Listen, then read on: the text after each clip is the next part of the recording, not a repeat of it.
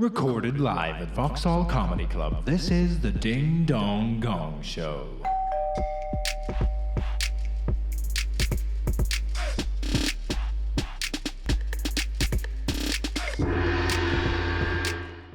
Are you ready for the start of the Ding Dong Gong Show? Yeah! Well, please make some noise and welcome to the stage your host, David Lewis!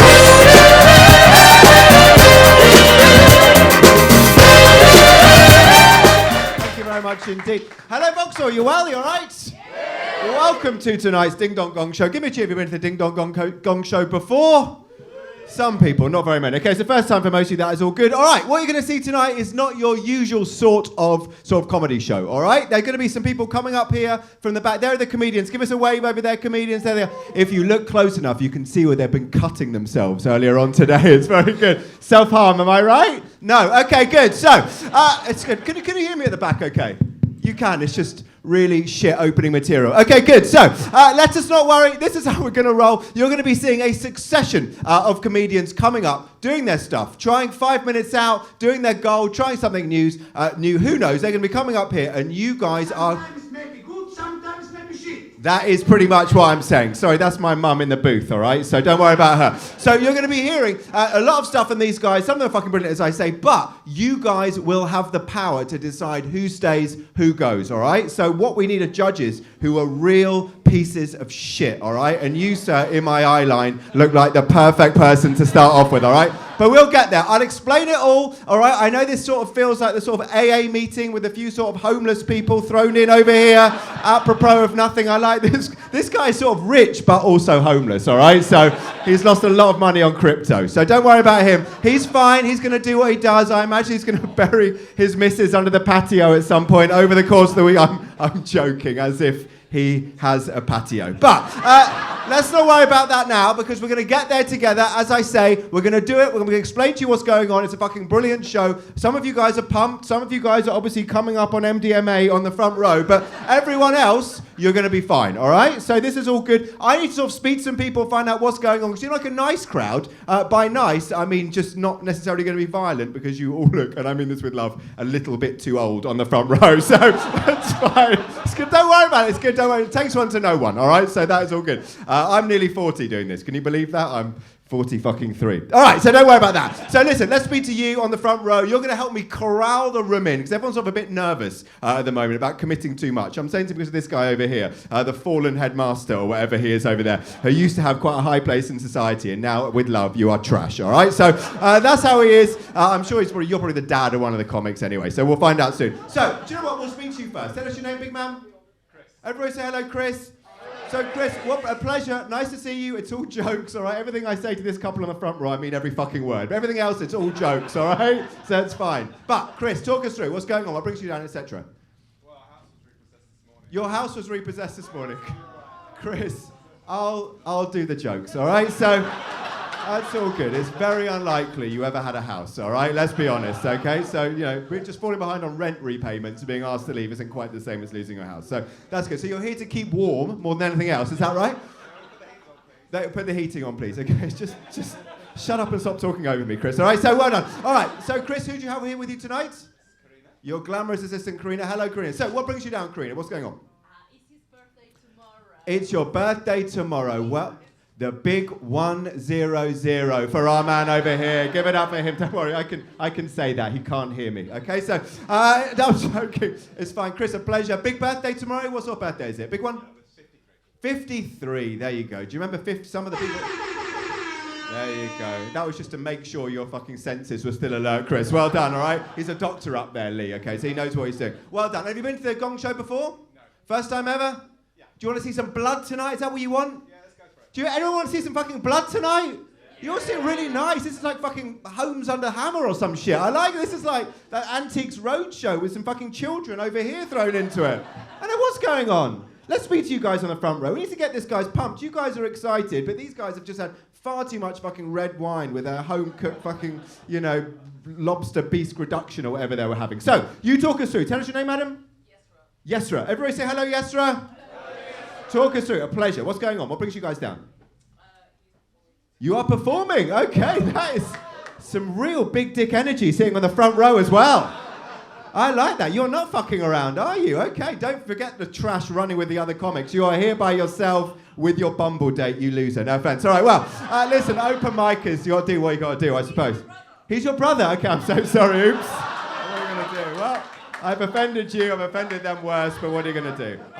It is a great job. Thank you for being so passive-aggressive. All right, so, listen, I love it. Well, tell us your name. Rod, are you on the list or are you on the bucket list? So you're on the list. You're definitely going to be on then. All right, well, look, we're not going to give away too much. Well, I look forward to seeing you. How many gigs have you done so far? 32. Okay, so you're in a good position to do it. So this is how we're going to roll, all right? We've got a selection of comedians coming up. They're all going to be doing 5 minutes each, but it is not your usual 5-minute comedy show, all right? After 1 minute, everyone gets grace for 1 minute, but after 1 minute, you will hear this sound.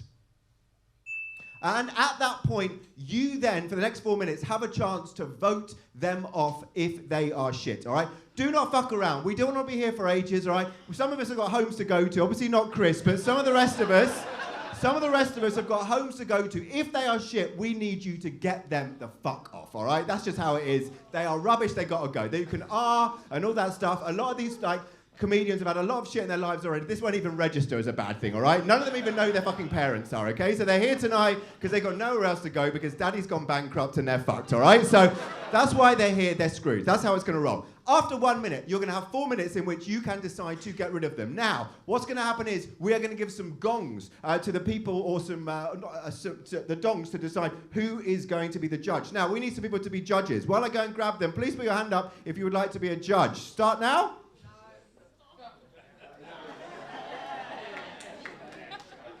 This is good. Front row over there. Okay, someone really was bullied at school, weren't they? Okay, so you're going to be judge number 1. Tell us your name, big man.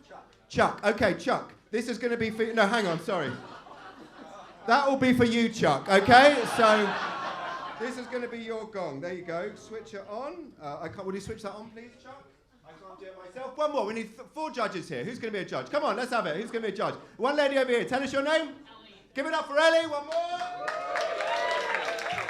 2 more judges. Who have I got over here? What about you? Yes. Turn the lights on, please. So as well. over here. Pass that back to our man. Yeah. Will you please turn the lights on with these? Excuse me, I should have done that. And then one more, final one. I don't know where the lighter is. Here you go. Can you believe I have a law degree? I mean, this is unbelievable. This is what I do for a living. Anyone else? One more. Come on, let's have it. I'm going to have to choose myself. Okay, Chris, homeless man, this is your moment. There you go. You may not have a house, but you have an enormous fucking dildo. Well done you. All right. Which is better. Everyone knows. Right. At 1 minute, this is how we're going to roll. You have 4 minutes then, after that, to decide if you want to gong them off. If they are shit, they need to go. All you have to do to decide they want to go off is stick your lit dildo in the air. So show me what you're going to do. It's going to happen. 1 gong, 2 gongs, 3 gongs, 4 gongs. If you hear that, you will hear this sound, this music. Well, if all of them go up. Yeah, well, yeah. Normally you do 1 and then it's 1 dong. I'll count them as they go up. Forgive me. So that you'll go 1 dong, and then the voice of God will say 1 gong, 2 dongs, 3 gongs. You'll follow on. And when they are gone, you'll hear this sound. That's all good. Then they go outside. Thank you very much. And they go outside, throw themselves in the Thames. But their martyrdom will be okay because it'll bring us together. But some people will get through. If that person gets through the full 5 minutes, they will hear this music and we'll cheer them off. Right. Love it. Love it. There you go. That's how it's going to roll. So you'll pick it up as we go along. This is how it is. But regardless of if they get gonged off, if they do well, if they do bad, if they crush it, if they kill it, if they die, they are going to be judged by our amazing judges tonight, man. I'm going to welcome them onto the stage. Please welcome, if they are ready to come on, Adam Kumas and Katie Barry, ladies and gentlemen.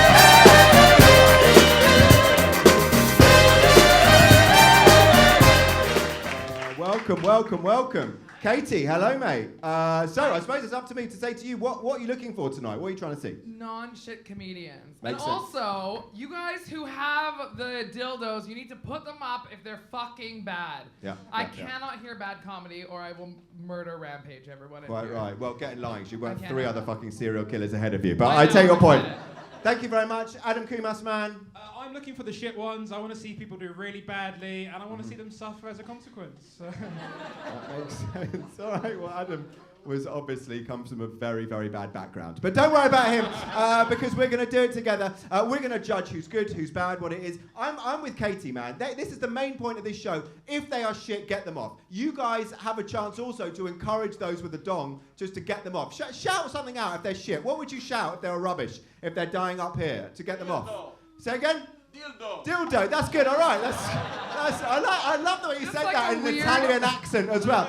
Dildo. Okay, I'm not sure if this has come straight from Pizza Express here, so that's good. What else are you going to just shout to get them off? Fuck off, get them off, this shit, rubbish, off. Nice, I like it. Thank you very much indeed, UKIP party member on the front row. That is exactly the energy we are after. Get them the fuck off, all right? We're not here to mess around. We've all got, as I say, we're all going to be doing stuff later on, so we're going to do it. So, this is how we're going to roll. We've got some people who are guaranteed to be on our list of things here, and some people who are in the bucket, all right? We've got 7 of each, but we're going to start with a bucket of destiny to decide. So maybe I'll ask you, a lady who I very unfortunately said UKIP member, how rude of me, obviously.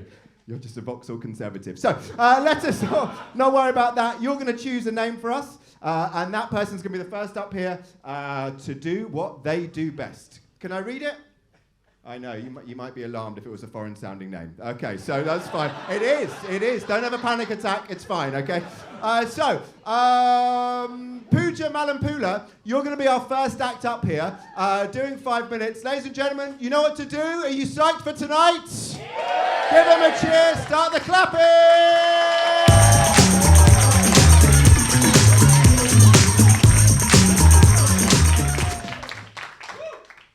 My name is Priyanka Chopra,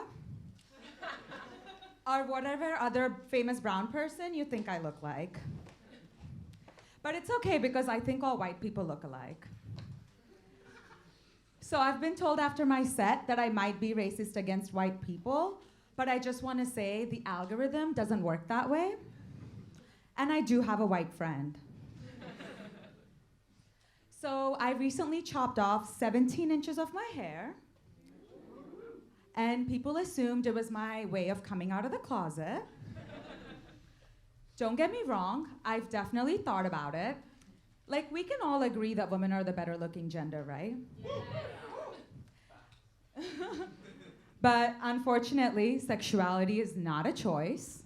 So for better or worse, I am stuck trying to find my lobster in a sea full of trash. And that is both a reference to the current state of the ocean and the dating pool for straight women. So, how many of you guys started therapy during the pandemic? Wow, none of you? You were all just like, fuck mental health? After being so alone with my thoughts, I was ready to start paying someone to listen to me. And my mom found out, and she called me very worried, because according to her, therapists are paid friends for lonely people. And she was also afraid that I might be getting addicted to therapy. But what she should really be worried about is the fact that my therapist always says how proud she is of the progress that I've been making. So I accidentally called her mommy. 2 dongs. All right. 3 dongs.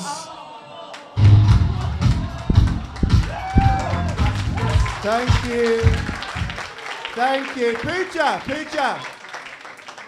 Pooja, you staying on. Thank you very much indeed for starting off. We get to judge you. That's how it rolls, all right? So, shall I go first? I got the microphone. All right. Well, a strong start. Obviously not comedically, but you seem very nice. No, I'm joking. I know you've come from the United States to be here. Is that right? Yes.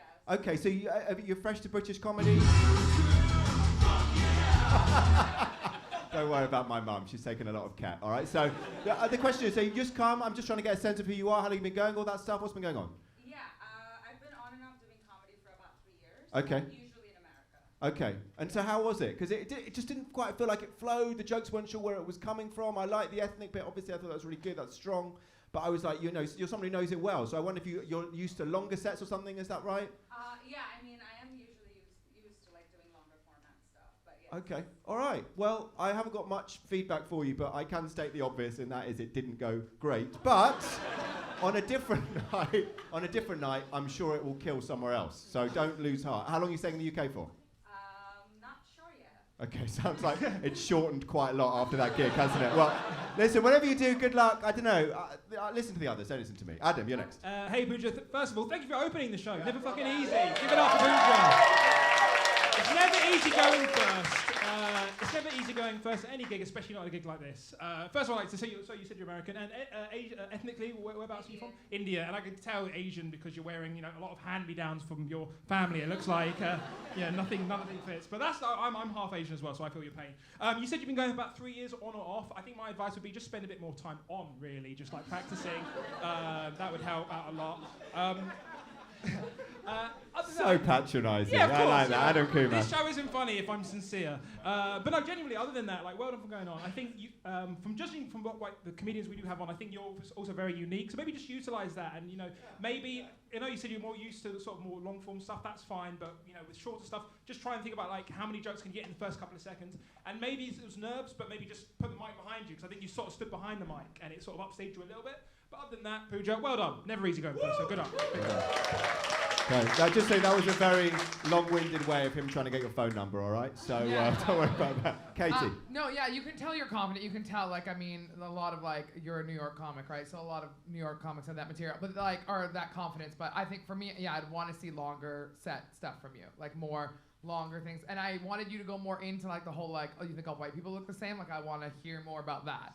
I would love to hear more about that. But, yeah, it's hard fucking going first as well, so thank you for doing that. Thank you, Pooja. Well done to you, Pooja. I agree, it's not easy to go first. That was actually pretty fucking good. Just so you know, each of the comics who comes up here, we're going to give you a little thank you. That note I passed to her is a thank you from us. It's a ticket to a pro show. Talking of pro shows, the person who wins tonight's show, that is the prize. They get to appear at one of the pro or semi-pro shows in the room next door with 170 in with some big-ass comedians. So that is a good prize to be working for, I would say. All right, sir, you can choose our second person from the bucket of joy or doom, you decide. And who is that? Is going to be next. Stephen Ballack, you are up. Ladies and gentlemen, start the clapping! Stephen Ballack! Big pimpin', baby. You'll be pleased to hear I'm neither brown nor American, so no. I don't do racial comedy. That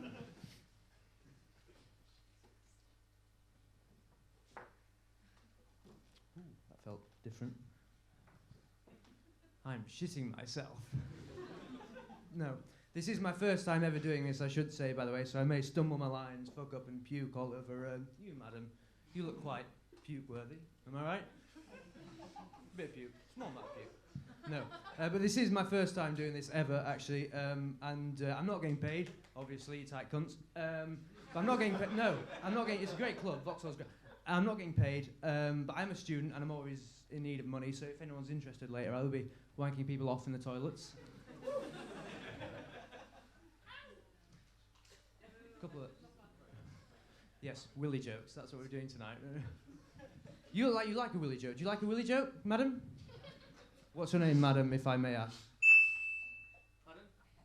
Heather, okay. You shouldn't look worried, Heather, because I don't do crowd work. Heather, do you mind if I ask what you do for a living? As I say, I don't do crowd work, but any chance I get to be obnoxious to women, I do take, by the way, so, no. And I've fucking had something else there. No, yes, back to wanking, that was what I was going to say. Wanking is the main, One dong. But, this is the first time I'm doing this, wanking and something else. Yeah, no, I'm talking about sexuality. I'm not actually, I do joke around and shit, but I'm actually not gay. Two dongs, 3 dongs, 4 dongs.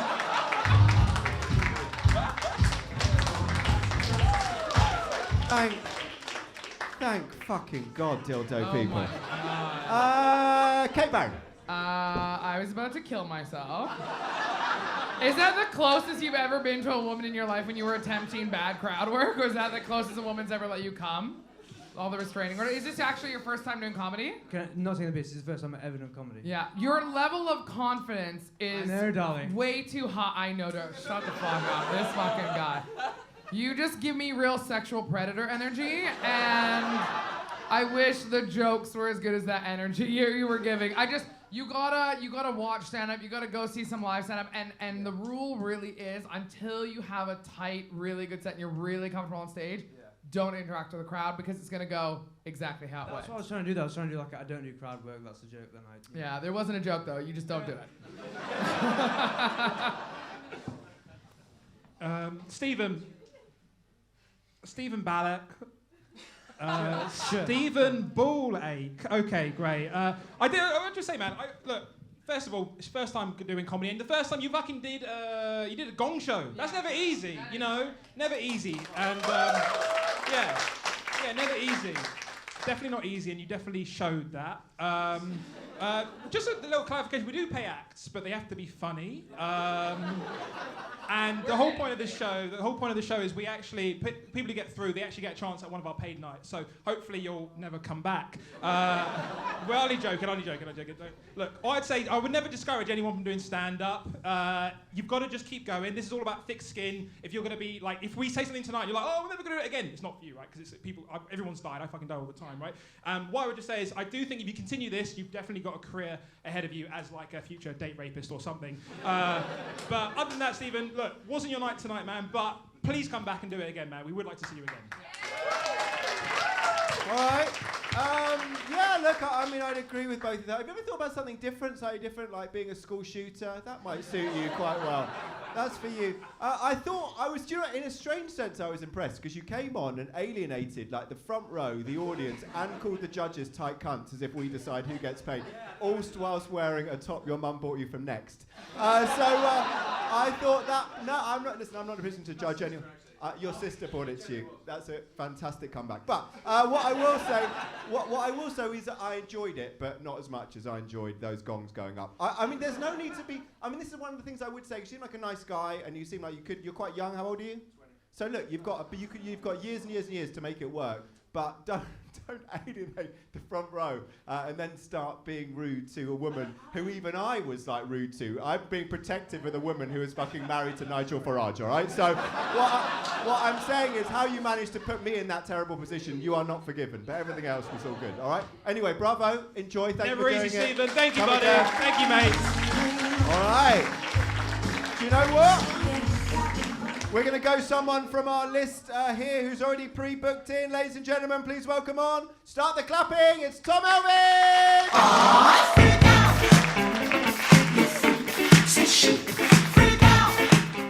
Thank you very much. Thank you very much. Good evening. I know what you're thinking, first of all, guys. Gordon Ramsay's fallen on hard times, hasn't he? You might be right, but my excuse, actually, for looking like this is I've very recently become a parent again. So for the second time. So I'm not getting any sleep. And we're right in that early phase. There's a lot of vomiting, there's a lot of crying, tantrums, and that's just me. And, these things go in phases, of course, with kids. And we've got a newborn, so we're right in that early phase where you've just got to fucking grit your teeth and bear it and just try and power through this initial phase. Our newborn now is just 8 years old.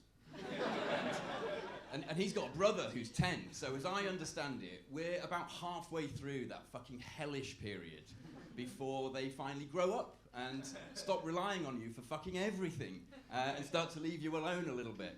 So, fingers crossed, we're working through it.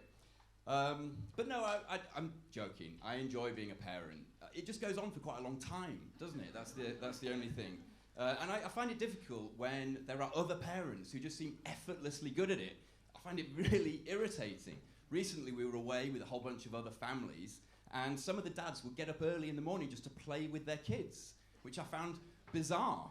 They'd get up and they'd fucking read them a story and cook them a healthy breakfast of an omelette and take them on a bike ride and give them a fucking French lesson. And I'll think, what are you doing, guys? First of all, you're making me look bad, which is very selfish.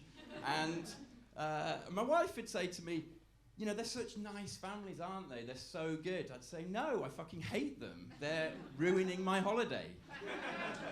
And she'd say, don't overreact, Tom. Why don't you just try that tomorrow? So reluctantly, the next day, I'd get up early. I'd try and find our kids. I'd find them. I'd say, hey, guys, how about just for today, why don't we have an omelette? And they'd just look at me and go, Why are you being weird, Dad? We got up hours ago. We've had our usual 4 fistfuls of Cheerios, and we've just been watching The Shining on YouTube. So everything's pretty normal, it's standard. But we got 2 kids, as I say. We have an heir and a spare. You know, that's something you never want to hear as a youngest, is it? But it's absolutely fine because, of course, we've agreed we'll leave them both exactly the same. Fuck all. But did you hear Prince Harry chose to call his book Spare? Of course, everybody knows this, which I found absolutely hilarious because it proves that he still considers himself to be a spare for the job of king, which he isn't, of course. What he is an absolute fucking last resort. You know, the bit in his book that I enjoyed the most was when he talks about how William called him up and said, "Sad news, Harry, but Granny has died and Daddy is now king." And Harry said to him, "Well, yours might be, but I think mine moved to Spain and became a gardener." You know, a lot of people said to me last year when the Queen died, it was very surprising. They said, "Isn't it shocking? It's such a surprise that the Queen died." And I thought, that's really strange, but then I've always been a Smiths fan. So it's about 40 years too late, if anything. And also, how surprised can you be when a 96-year-old dies? It can't be that surprising. But it was sad. It was sad for only one reason, and that's because she was just 4 years away from getting a letter from herself. Think how nice that would have been. She couldn't even be bothered to hang on for that. I think she thought it would have been too much work.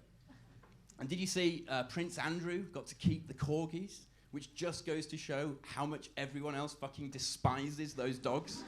Even the dogs were like, please God, anybody but him. No, not Prince Andrew. But to be fair to the guy, he is definitely the best at grooming.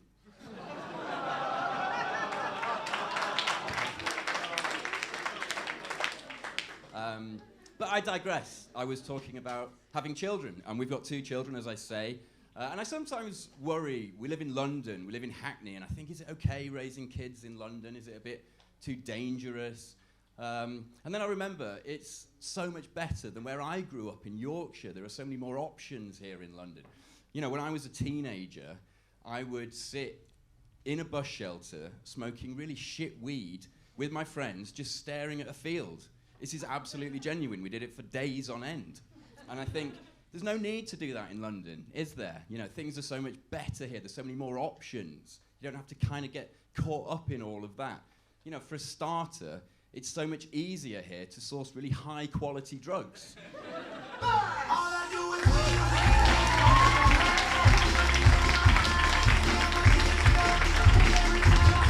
Bravo! Well done, Tom. You're through to the final. Well done, mate. Give it up, man. Fucking good.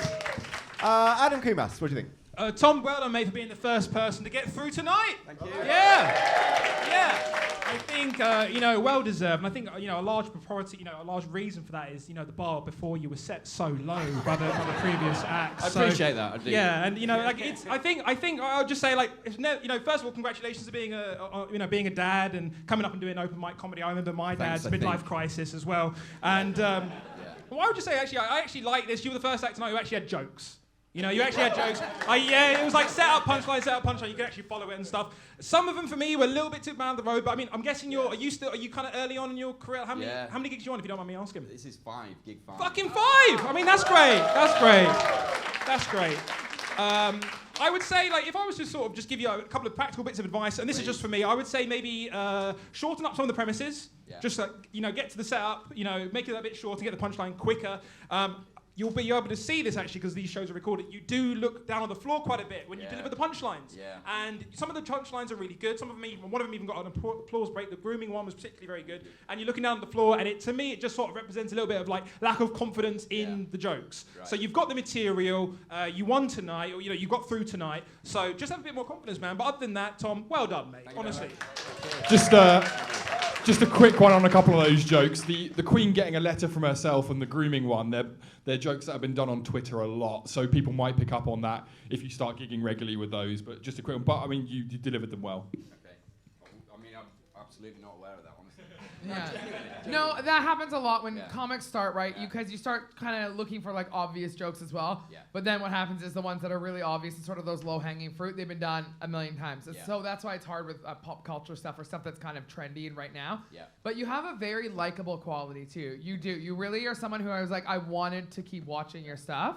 And I would say again with the nervousness, I noticed the looking down as well. And you sort of do this weird little dancey box step on stage where you're sort of walking in a square. Yeah. So maybe for you, even when you start, because the audience sort of has more confidence and they'll want to listen to you more if they feel like you're in control and you're confident. So maybe for someone like you, if you have the mic out of the stand, you might be tempted to walk. Maybe try leaving it in the stand and then talking just with it in the stand so you kind of force yourself to be stationary and looking up at everyone. Just try different things like that. But who knows, however you do it, right?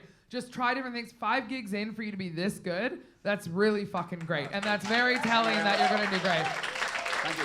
And to be coming out of the gate, that Gordon Ramsay joke, it got a laugh off the top. Because you look like Gordon Ramsay took too much heroin and then tried stand-up. And it's a good fucking bit off the top. So it's a good, you just got in there with a laugh right away, which is like, that's how I like to do it. Start with a laugh, and then they go, okay, this guy, let's watch him now. We can breathe a little bit. But it was great. Well done. 5 gigs in, that's really impressive. Yeah, like, again, I'd agree with those guys. Look, the reality is you're giving yourself the best chance to succeed in comedy by being a white middle-aged man anyway.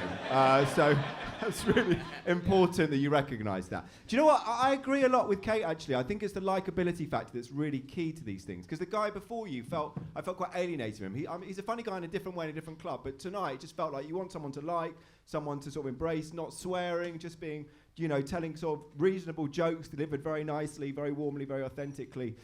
I would say what the voice of God said is be very, very careful of that, because if you get typecast as someone who is, deliberately or accidentally, who knows? I'll take it at face value that it was totally innocuous, but if you start, using other people's stuff, that's good. I mean, take it from me. I mean, every single one of my jokes is stolen anyway, so it's fine. Everybody would fucking write their own jokes, losers. So anyway, so I would say, yeah, look, we've got a very good mate in common, and it's he was there at our gig on Thursday, and it's interesting because we gigged together on Thursday and it was a bit flat, I thought. This really killed. So it just goes to show 5 gigs in how different nights can be. I was very different pleased tonight to see there were actually some parents, or at least people that are old enough to be parents. Yeah. Do you know who Scott Bennett is?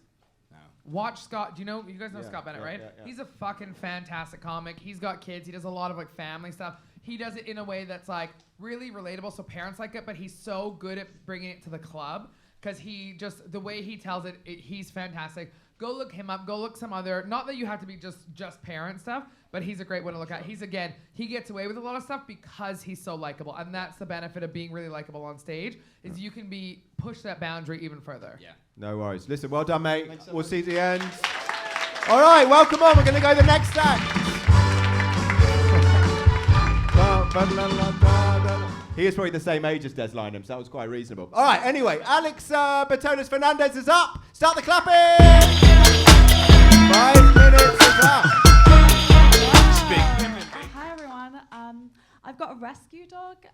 Anyone else a good person? I feel like I can just come out and say it. I think rescues are overrated. I know my friend Susie, she disagrees. She's got a rescue dog, and every time I see her, she goes, "Oh, it's not clear who rescued who." Look at the paperwork. Also, Susie, pretty clear who rescued who. Only one of you is shaking like a leaf while shitting on my carpet. My dog annoys me so much I've started walking other dogs just to spite her. I use the app Borrow My Doggy. Give me a cheer if you know Borrow My Doggy. Yeah, okay. I think that's most of us, but for those of you who don't know, Borrow My Doggy, pretty much what it says on the tin, it's an app where people who can't commit to looking after a dog borrow dogs of people who can't commit to looking after a dog. People judge me for being on Borrow My Doggy. They say, oh, you've already got a dog, why do you need to see other dogs? But I've had my dog 6 years, like the spark is pretty much gone.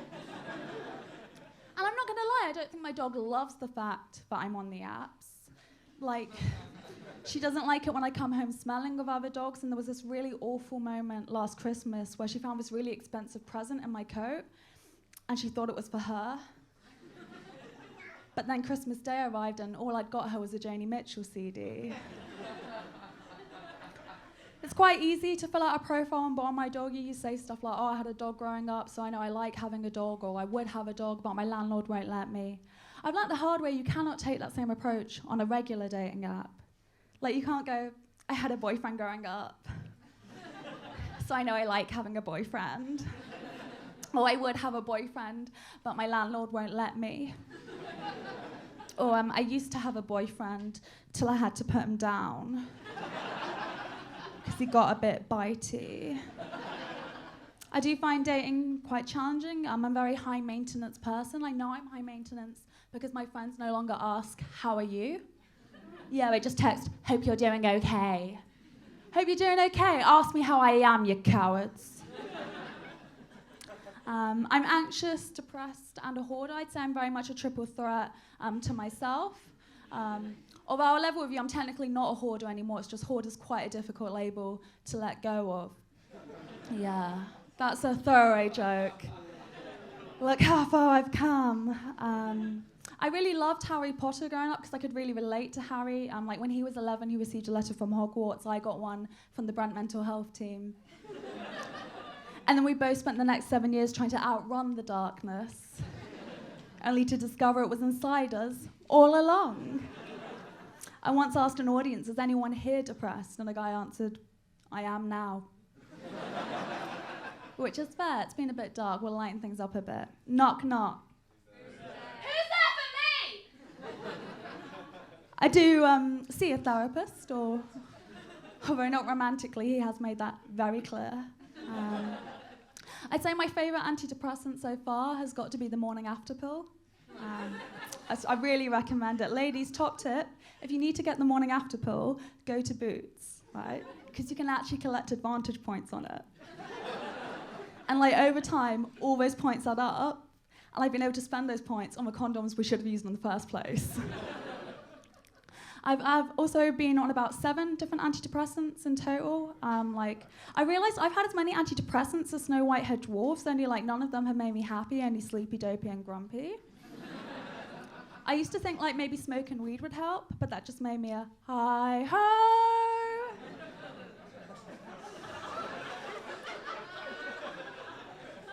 My favourite thing that I'm doing to look after my mental health is investing in not 1 but 2 personal trainers. By that I mean I bought a pair of trainers. And I'm pleased to say I actually managed to lose all my baby weight by having an abortion. Yeah. People say I have a dark sense of humour. I prefer the term humour of colour. The other day, I read this really upsetting study. I read that 1 in 4 people will experience a mental health problem in their lifetime. And that upset me because that means that 3 in 4 people won't. Who are these people? Like, everyone in their right mind has a mental health problem. And I know that some of you are sitting there thinking, I don't have one. It's coming. Like, if you think it's not... Bravo.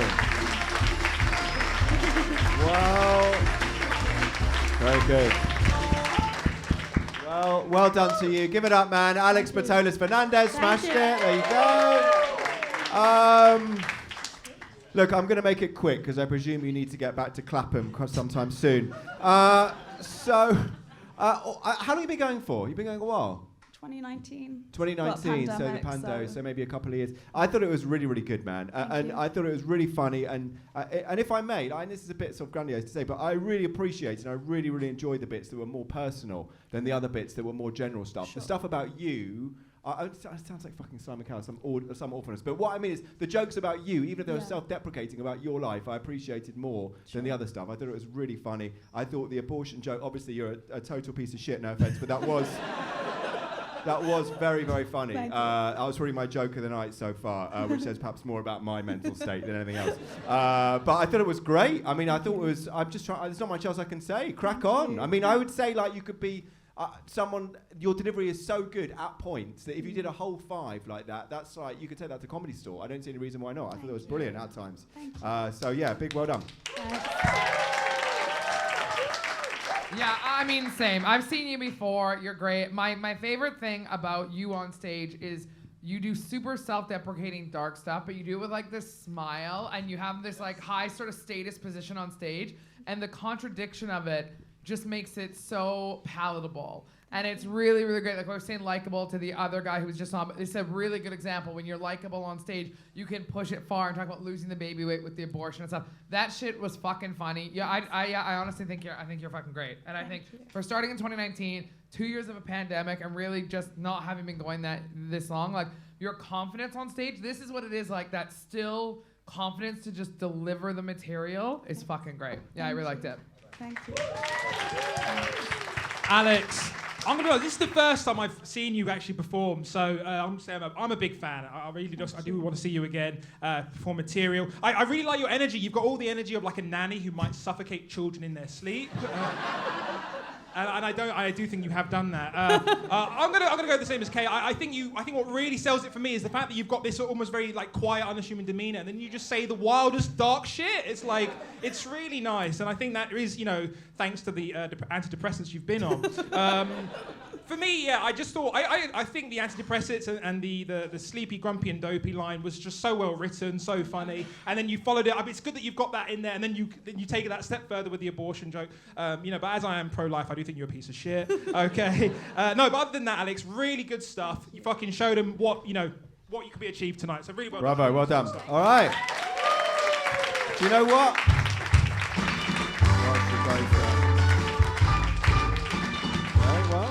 Her abortion music, apparently. So we're going to choose one more person. Kate, who have we got from the basket of despair or joy?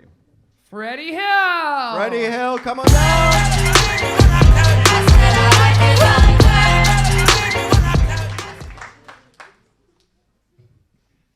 It's not easy being a brilliant, misunderstood, tortured, creative visionary. I imagine. I mostly talk about fingering to drunks. Sorry, I've started off in media res. I'll backtrack a bit. So, as I'm sure you're all aware, comedy typically consists of 5 minutes of well-written, well-remembered, internally consistent material full of jokes with punchlines that make sense, whereas my act is a more alternative, experimental, left-of-field cry for help. Yeah, I'm still very much in the nascent stages of my artistic journey, by which I mean to say that I'm just basically hoping for the best. I don't really have a clue what I'm doing. Well, effectively, I've been throwing shit at a wall to see what sticks. Not literally, obviously. Audiences really weren't into that. Sorry, having said all that, I should say that I do really enjoy this. I think what draws me to comedy is the thrill of live performance. You get up here and One you think, dong. wow, all the money I could save on drugs when it's this easy to feel nervous and sweaty. I would say that there are certain things I'm struggling with comedically. I haven't really found my comic voice, my USP. So I thought I might try out a bit of character Two comedy. dongs. So I 3 dongs.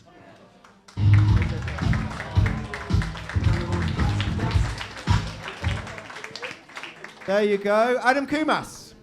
Freddie, well done, mate. It's nice to have our first sort of gender-neutral act of the evening. I don't want to take too long, so I'm sure you've got to get back to the privilege you've come from.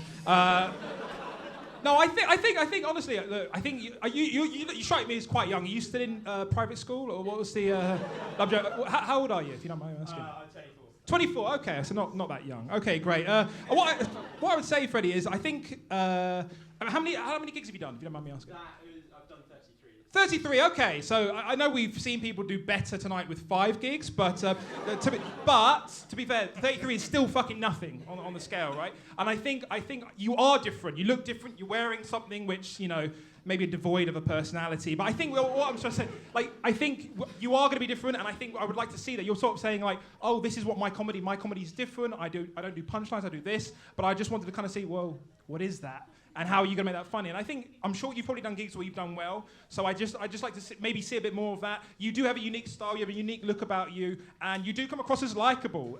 Just not funny. But saying that, Freddie, don't be fucking disheartened, mate. Oh, good. Thank you. And I'm sure you don't get any cunt either. What? I don't know why I went there. It's really weird. Yeah, I know. What I would just say is, though, do come back. We would like to see you again. And, sorry, tonight wasn't your night. Thank you, Freddie. Thank you. Yeah. Katie. Oh, hang bye. on, wait there. You've still got 2 more. We'll be quick. All right. Come back. You do, like, you look like a little girl who's been taken from a park. That went missing. Like, maybe you're like Madeline McCain, where is she now? Like, that's kind of the vibe. I love that people are like, aw, get the fuck out. You guys gonged him off. No, I think you came up and I was like, oh, you sort of struck me as like this quirky character. And I was like, I'm interested to see this. I felt like it was going to be more of like a character piece. And I understood a little bit what you were trying to do. Be like, not just the straight, like, set up punchline kind of thing. But you need to get there faster. And in a longer set, you know, further down the line, you'll have the room to do that. And the audience will trust you a bit more. But you have to hit them harder off the top. And that's really it. But I mean, 33 gigs is nothing. So it's brand new. I agree.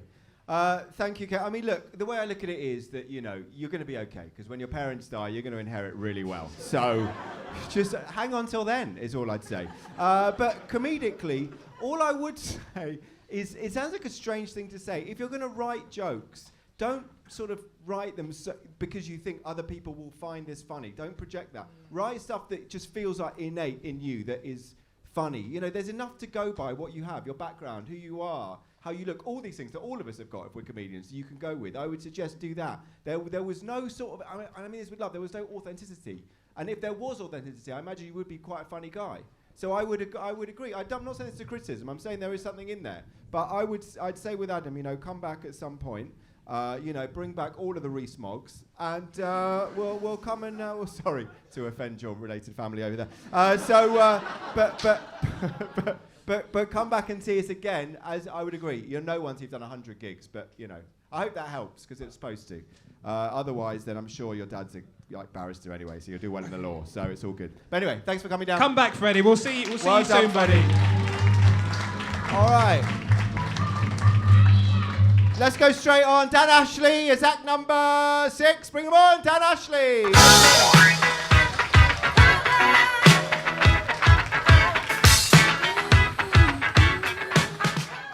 Hello, my name's Dan. I go by the pronouns he, man. And I'm recently single. It's been rough, but you know, I'm getting through it. It's not been easy, obviously. I have been eating my own ejaculate. Just there's extra protein. You know, I'm not going to get into it, okay? I'm not here to talk about ejaculate, but it's very healthy. You know, you eat hen's periods. You know, an egg is a hen's period, by the way. David? Back me up. An egg is a hen's period, everyone, and you eat that. So you just consider it. There's no joke here. It's just someone telling you to eat their own ejaculate. But anyway, you know, I'm just saying here. Anyway, I'm going to move on. So basically, you know, I like the pronouns thing. I think the pronouns thing's good. I think we should extend it to sexuality. I want to know who's gay, who's straight. It's confusing now. There's hundreds of genders. Let's find out who's gay and who's straight. So I'm 87% gay.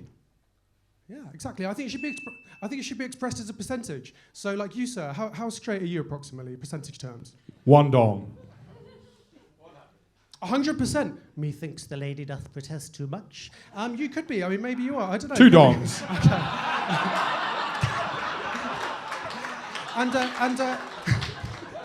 I didn't actually know who was holding a dong, so unfortunately I wouldn't have picked on him otherwise. But you know, I think it's good. I think we should. You know, so we've got 100 here. Do I hear 70 anywhere? 70%. Anywhere? 80? 80 here. Thank you, sir. The bid is with this gentleman here at 80. Do I hear 80? 80? 80, sold. The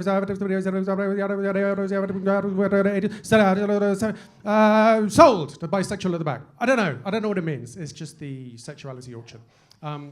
Thank you. So basically, you know, being gay, I'm proud to be gay. 3 dongs. I'm proud being gay. Okay.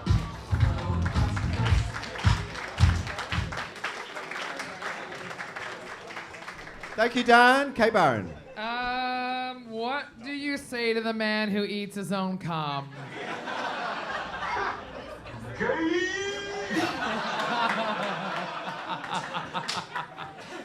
Yeah, I mean, it's weird. I never thought I'd meet someone and be like, yeah, he looks like he eats his own cum, but you sort of do. But, so you are gay? Yeah. You are gay. Okay, I think that well, I mean, I know he talked about it, but I wasn't 100% sure if it was like really homophobic material or you are gay. And that the best joke of your set was this guy putting up his dildo. So I guess that's a downside. I would say the thing about it is like you come out and you like look like you're like ripped and like you're like a gym goer and whatever, a buff kind of like tough guy or whatever. But then what people stereotypically, right, think of like what a gay guy looks like. You don't totally look like, you're not like a little twink or something, right? And that could be good material even in that. I'd say go more just for like we were kind of saying to everyone, who you are, the shit that relates to you. I think that bit about the percentages of gays, interesting to talk about what % gay you are, but then when you start doing that, you're sort of losing people because then people don't really want to be doing that stuff in the crowd. Again, don't do crowd work when you haven't done it for a long time. How long you been going for? 8 months. Okay, so you're again super new if you're doing this, but I would say just do like more personal stuff. And with the gross out stuff like the hen's period, eggs, and all that kind of stuff. One, I've heard that before, but also with gross out stuff, like even like kind of the pee poopy bits that some comics do on stage. Again, you have to earn their trust and that likability to be able to do that. Sort of come out with it off the top. Sure. It's too hard off the top. That's something better left in the back of your set. Yeah. Dan, I just want to say, you look great. That's about everything positive I've got to say. No, I'm joking. You look great. How many gigs have you actually done in the 8 months? 35. And I think so. Some people have been going 8 months. They've probably done a bit more than 35. I'm sure you've probably got a lot, spend a lot of time in the gym. I think what I would say is I'm going to agree with Kate in terms of the swallowing your own semen. I think it's just... Yeah, you really have to earn that sort of stuff, and I think opening with it is super weird. Like, and then it became vegan politics for a bit, and then it went back to eating cum, and I was like, okay. And then you revealed that you were gay, and I was like, it makes maybe a bit more sense. But no, I just think you've got a likable demeanor. You're in shape, which you can't say for most fucking comedians. But then. I would just say, like, honestly, dude, like, maybe just, how many gigs are you able to do a week? Just, if you've got one or two. Okay, so I would just say, like, if you really want this, just do a little bit more, and then, do you always open with the semen? No, I wasn't going stuff. Just came out of my mouth. Okay, well, it came out of my mouth. Now that is good, and that's an example of a funny joke you could have done tonight. Okay, great. Other than that, Dan, well done, mate. Never easy, but sorry it wasn't your night, man. Well done. Look, I don't really know what to say because I've seen you gig a few times, and normally it's quite funny in a 5-minute format. And then sometimes when you do a gong, is your first gong, most importantly? Because a gong, I think, is totally different from doing a comedy like a 5-minute open mic slot.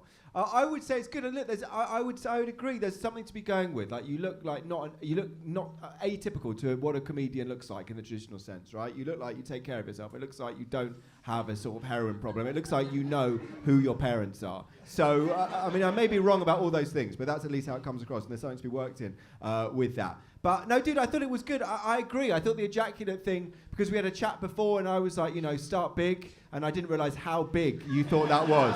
And you went fucking nuclear. You went full fucking Putin invades Ukraine energy. But no, dude, you don't need me to tell you. Crack on. Every time I see you, there's something funny, something different about it. And it's on the way up. But, it's your first gong. So, welcome to big school, buddy. So take that one back to the gym and bench press the fuck out of it, all right? So there you go. There you go. I think we'll go straight on with your next act. James Milam is up.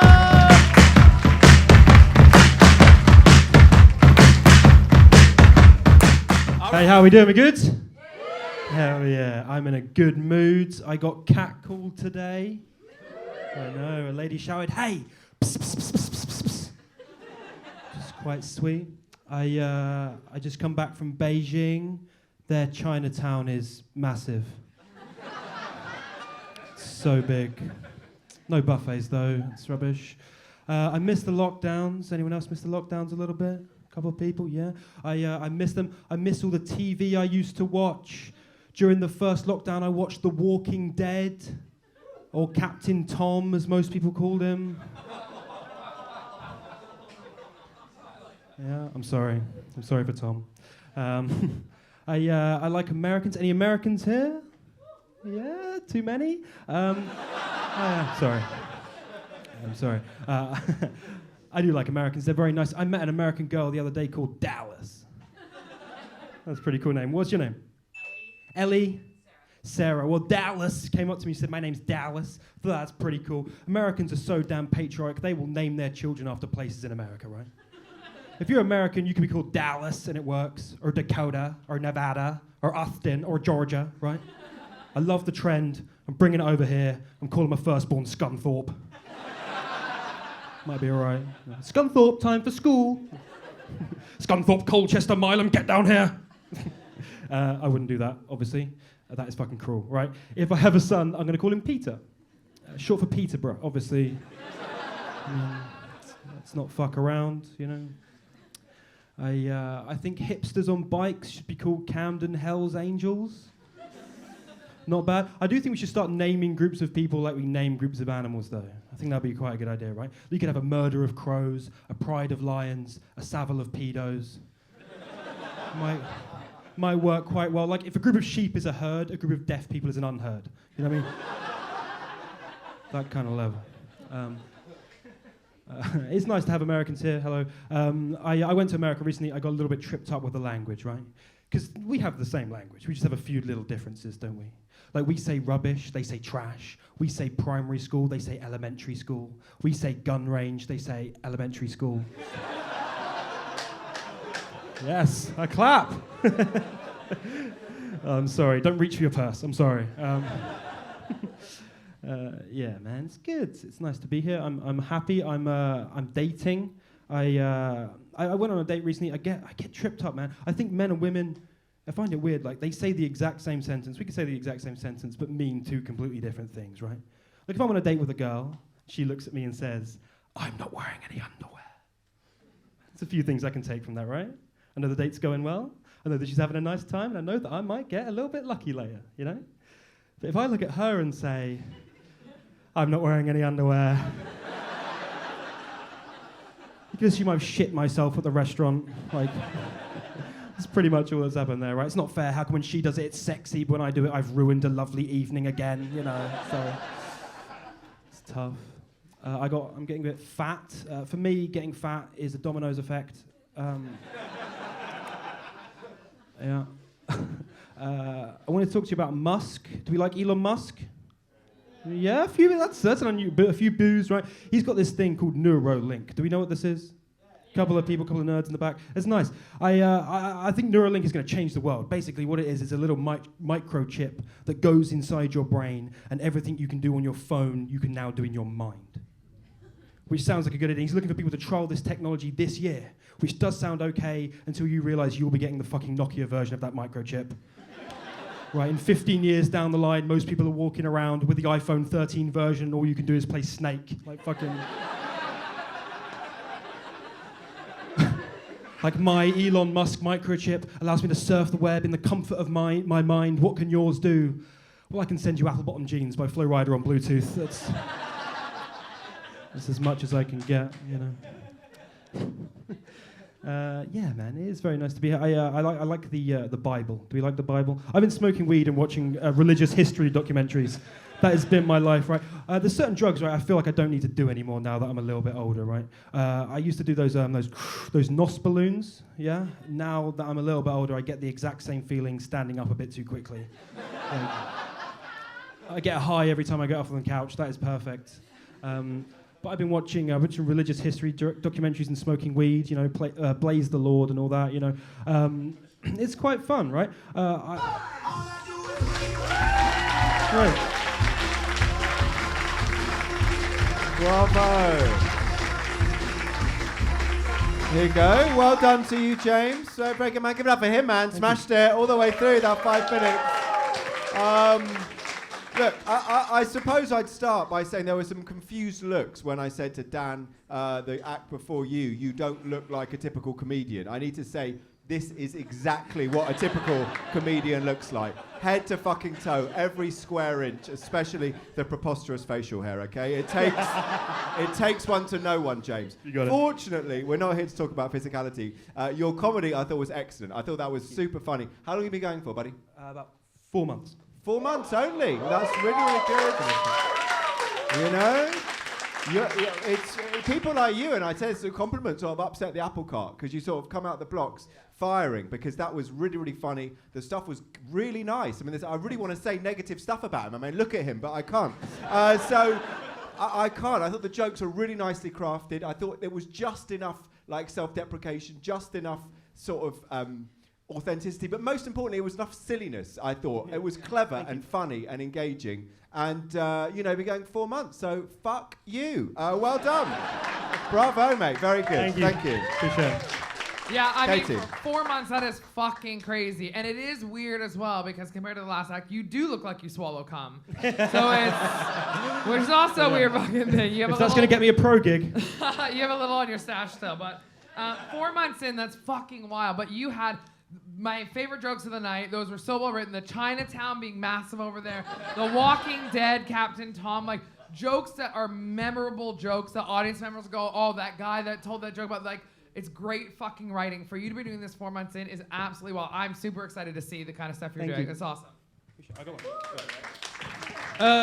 James, I'm gonna agree with actually Dave and Katie. I think you've got the look. Definitely someone who looks like maybe they're on a Guess Who board. But and I mean that as a diss. I think no, genuinely, for you to be going for 4 months and be this funny, man, I think you had good confidence, you had some really funny bits, and I think your mixture of silliness, like as Kate said, really allowed you to sort of like make jokes about school shootings, as you did. My favourite jokes of the night, talking about your jokes being memorable, was the unheard group of deaf people and the act out of doing Snake with your eyes closed, and you just did that. That was fucking hilarious, James. So honestly, first time seeing you. Well done for being this good this early on, mate. I really want to see you again. Appreciate it. Thank you. Give it up, James Violet. Well done. All right, ladies and gentlemen, please give it up for your amazing acts in the first half. Regardless, I don't mean to be patronising, but regardless if they were brilliant or not so good tonight, they all fucking came up here, gave it a big go in front of a lot of people, and that is ballsy. That they're all going to have to up their fucking citalopram uptake tomorrow from 40 to 80 milligrams, but don't worry about that. That was an antidepressant joke. Don't worry about that one, so I'll explain that to you later. But we are going to take a break for about 10 or 15 minutes or so. So if you want to grab a drink, you can. Go get one there. We're back with the second half. We've got some new acts. We've got to decide who wins the fucking show. And that's all good. We'll see you back in 10 minutes. Here's some music. Bye-bye. Vauxhall Comedy Club, are you ready for the second half of the show? Well, please make a lot of noise and welcome back your host, David Lewis!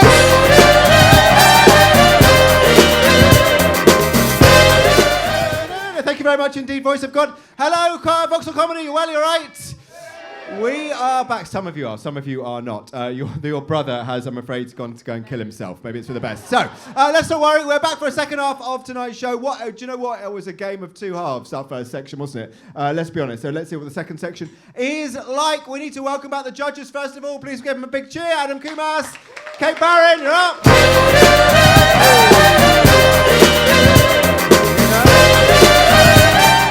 It was a bit of a mixed bag. Did you enjoy the first half? Katie, how was it for you? Yeah, I thought it was really good, actually. Yeah. We had some shit, we had some good stuff, we had some cum swallowing. It was like a little bit of everything for the kids. Yeah, it was good. Know? It was real Brexit Britain, wasn't it? Came back like hairier and stickier. So I don't Yeah. know who the fuck had this one. But Someone used that shit. Okay, I like alarming that. stuff. I like that. That's good on you. Okay. Adam, you enjoyed it? Yep, it was satisfying. Yeah, it was all right, yeah. It was all right. All right, there you go. He's been going for 5 years. He's hilarious. All right, so don't worry about him.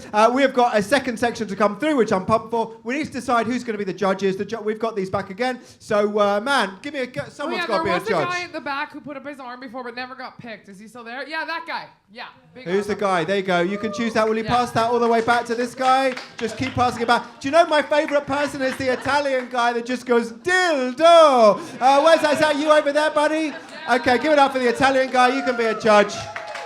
There you go. Be careful what you wish for in fucking conservative 2023 Britain. No offence, sorry. Okay, we've got one more. We've got the small dick one. We'll give that to you, sir. Well done. You can be a judge. And then we've got a final one over here that someone has switched off, rather unhelpfully. There you go. I think that's switched back on. I'm 100% sure. One more. Who wants to be a judge? Americans, you want to be a judge? There you go. One of the Americans, you want to be a judge? Give it up for her. There you go. All right. Okay, so that is all cool. Italian guy, well done to you. Italian guy, listen to me. Are you from Italy or that's the wrong country? Yeah, from Sicily. You're from Sicily. Okay, well done for being so descriptive. There you go. Your dad's come with you all the way here to make sure you can fix that, you can fix the dildo and fix the plumbing at the same time. Welcome to us. Tell me your name, big man.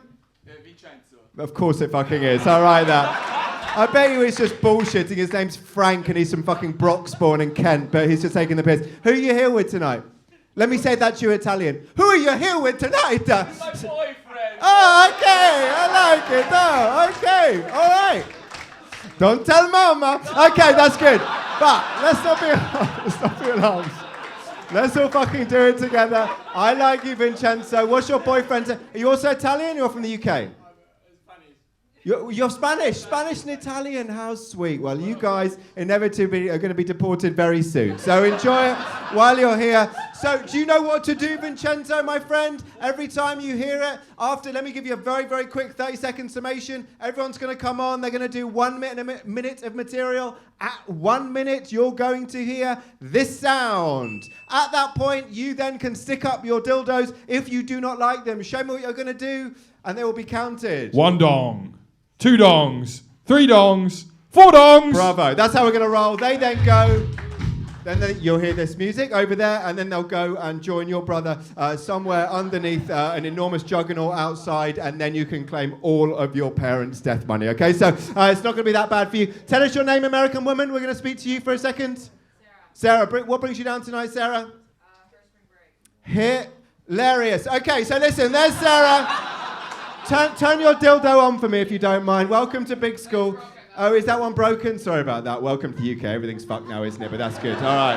What are you going to do? Even the fucking dildos don't work at Gong shows. Thank you, fucking Rishi Sunak. All right. So this is how we're going to roll. We're going to crack on because I want to get through as many people as possible. You guys have been a great crowd. Are you ready for a fucking great second half of comedy? You know what to do. Listen to me and Sarah. Listen to Adam too. If they are shit, they need to go. I do not want shit people going through because it also takes away from the brilliant acts that we've got. If it's not working for you, gong them the fuck off. And if it's not working for you and you don't have a dildo, shout out dildo or something like that. That Vincenzo, for some reason, really fucking loves. You have taken a lot of drugs and eaten an enormous mozzarella buffalo earlier on. So you are pumped for tonight. Let's get rid. Let's fucking make it happen. I think the first person will be chosen by my friend Adam Kumas from the Gong of Joy. And it's going to be a random person. Who have we got? Tabish Akbar. Bring him on, Tabish Akbar!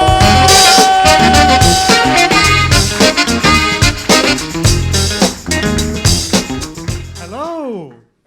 Bit about me. I was a hairy kid. I was, man. When I was born, the doctor said, "Congratulations, it's a man." Then I drove my parents home from the hospital. It's tough being a hairy kid. There are benefits, though, like I was immune to pedophiles. No pedo wants a kid with a mustache and hairy arms. Shit, when I was 10, I couldn't date other 10-year-olds because it would make me a pedophile. It's a stupid joke. You ever heard somebody say something so stupid you think about it for years? I had a conversation 10 years ago that I still think about to this day. And it wasn't much, it was a short conversation over text. I was messaging this girl, she said, "What are you doing?" I said, "I'm reading a book." She said, "Which book?" I said, "The autobiography of Malcolm X." She said, "Oh, cool, Malcolm who? X."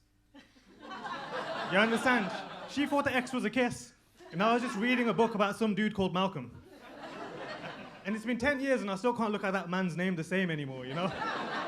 I'll be reading a quote like, "I will no longer be known as Malcolm Little, for Little is a name I inherited from a white slave-owning devil. From here on out, I'll be known as Malcolm." I have a friend who's really into astrology, so I said, you know what, we'll do an experiment, right? We'll Google a random star sign, see the first 2 famous people that come up, and we'll compare them, see how similar they are. So randomly, we went with Taurus. First person that came up was Dwayne "The Rock" Johnson, wrestler turned movie star. Second person that came up was Adolf Hitler, painter turned very naughty boy. They don't seem that similar, but it's an experiment, right? So let's think about it. Do they have anything in common? Well, The Rock was the main character in WWE. Hitler was the main character in WW2. The Rock's in Fast and Furious. Hitler's a fascist Führer, yes? Sounds similar. The Rock's always in the gym, right? You see him on Instagram, he's always doing bicep curls. Hitler also very keen on expanding arms productions. It's a clever one, that. Hitler has the Hitler Youth and The Rock has Kevin Hart. You know, both little troublemakers.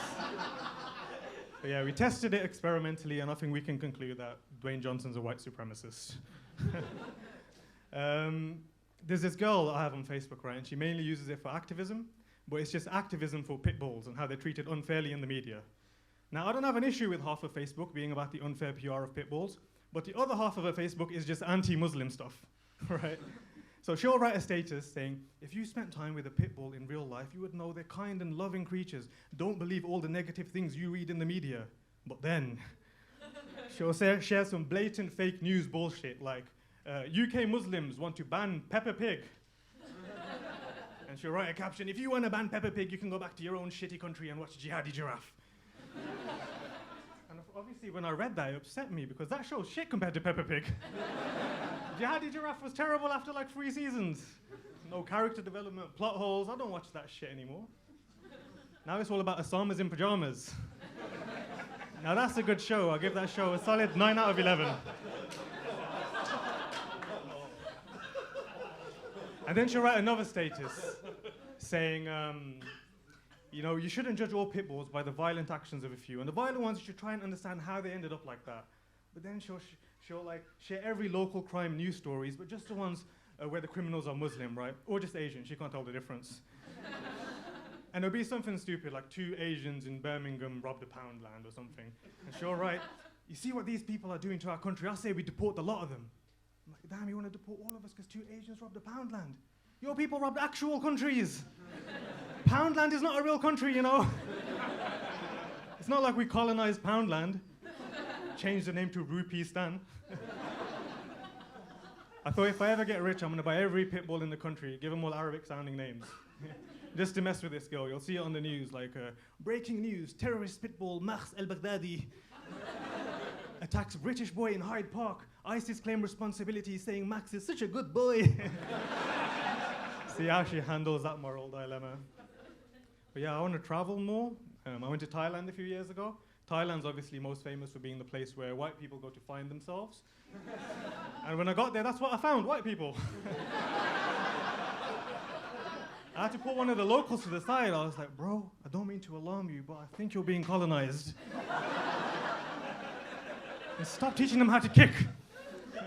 No, I'm just messing around. Someone told me, you know, they said, if you want to be a popular comedian, stop making fun of white people and make fun of yourself instead. Make fun of Muslims and Pakistanis. They love that stuff. And I thought, that's how cunning the white man is. Just because now you can't make fun of me, you want me to make fun of me, so you can be the audience like...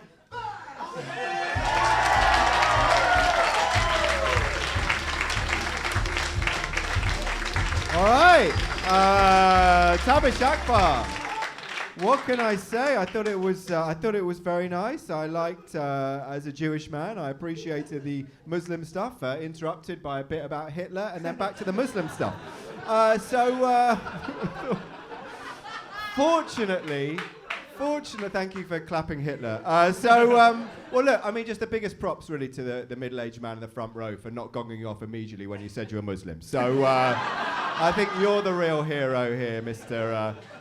Farage. Listen, overall, man, I thought that was fucking brilliant. Really, really, really funny. Really, like, this word silly that I used before, I quite like that. Something which is actually, you have to be very clever to formulate the joke so it comes across as very silly and you undermine yourself in a very clever way. And I thought that going to Thailand was really good. I thought all the Hitler stuff, to be fair, it kills me to say this, was really, really funny. My grandma will be fucking, honestly, she would be spinning in her mass grave if she could hear that. But come on, grow up. But I don't know, mate, maybe you're my favourite of the show so far. I thought that was wonderful. Thank you very much indeed. Brilliant. Adam Kumas. Tabish, well done for opening the fucking show with such strength. I think really, really well done to open the show. You remind me of like a pocket-sized Omega Lily in terms of like material. I think it was actually really nice because we met for the first time earlier on this week at another gig, where we like a new material gig. And it was really nice to see you do so well tonight because on Wednesday you absolutely fucking died doing the same material. So did you. Yeah. Yeah.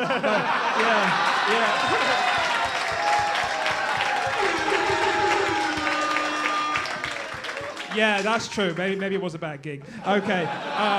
No, I think actually, you know what? You had some really good jokes, really good stuff. I like the fact that you don't take it in a very stereotypical direction. You are sort of going after topics which maybe aren't typically sort of discussed. Personally, I think the Peppa Pig stuff, the Jihadi Giraffe stuff, maybe a little bit conceited compared to some of the other stuff, which is a bit more honest and raw. So I'd be more, maybe if I was in your position, I'd probably do a little bit more about that stuff. Mm-hmm. But other than that, man, you know what? I'm not going to say too much shit because you were clearly very fucking good. So well done, Tabish. Really well done, mate. Yeah, and I just agree with what these guys have said. The hairy baby right off the top, the Malcolm kissing, that's very fucking funny. That's a great bit. And finding white people in Thailand, that's all good. I could tell you were a bit nervous up there, but I mean, that's gonna happen at a Gong show. And I would say the only thing I would love to see is a little bit more transitions between your jokes. So it's less of stopping a subject and jumping straight to another one. How long have you been doing it for? It's my 32nd. Wow, shit. Yeah, that's really fun. Good for you. Give it up, Tabish Akbar! Okay, I think we'll go straight on. All right, we're going to go straight on with someone number one on the list, Raj Savade. You are on!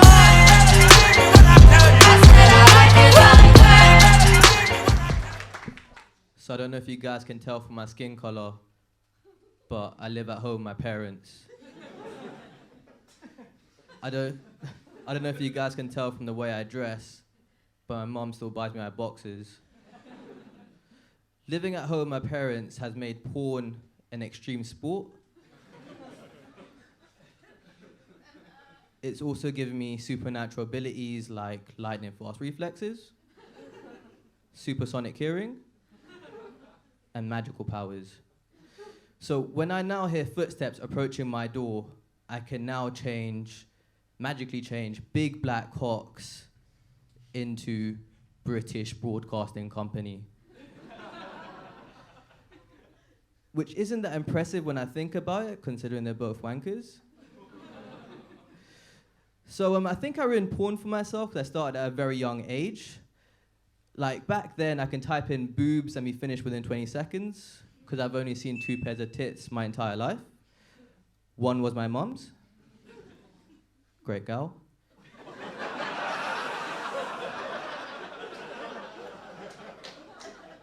And the other was my 79-year-old English teacher, R.I.P. Mr. Dave. But now it's come to a point where I can't seem to finish unless I watch this one video. So I have to type in blonde with big jugs, fucks over the entire nation with a money shot finish all over their eyes. Where's the guy that eats his own cum? Type in Boris Johnson, you'll get the exact same video results. So I think they give COVID variants really cool names.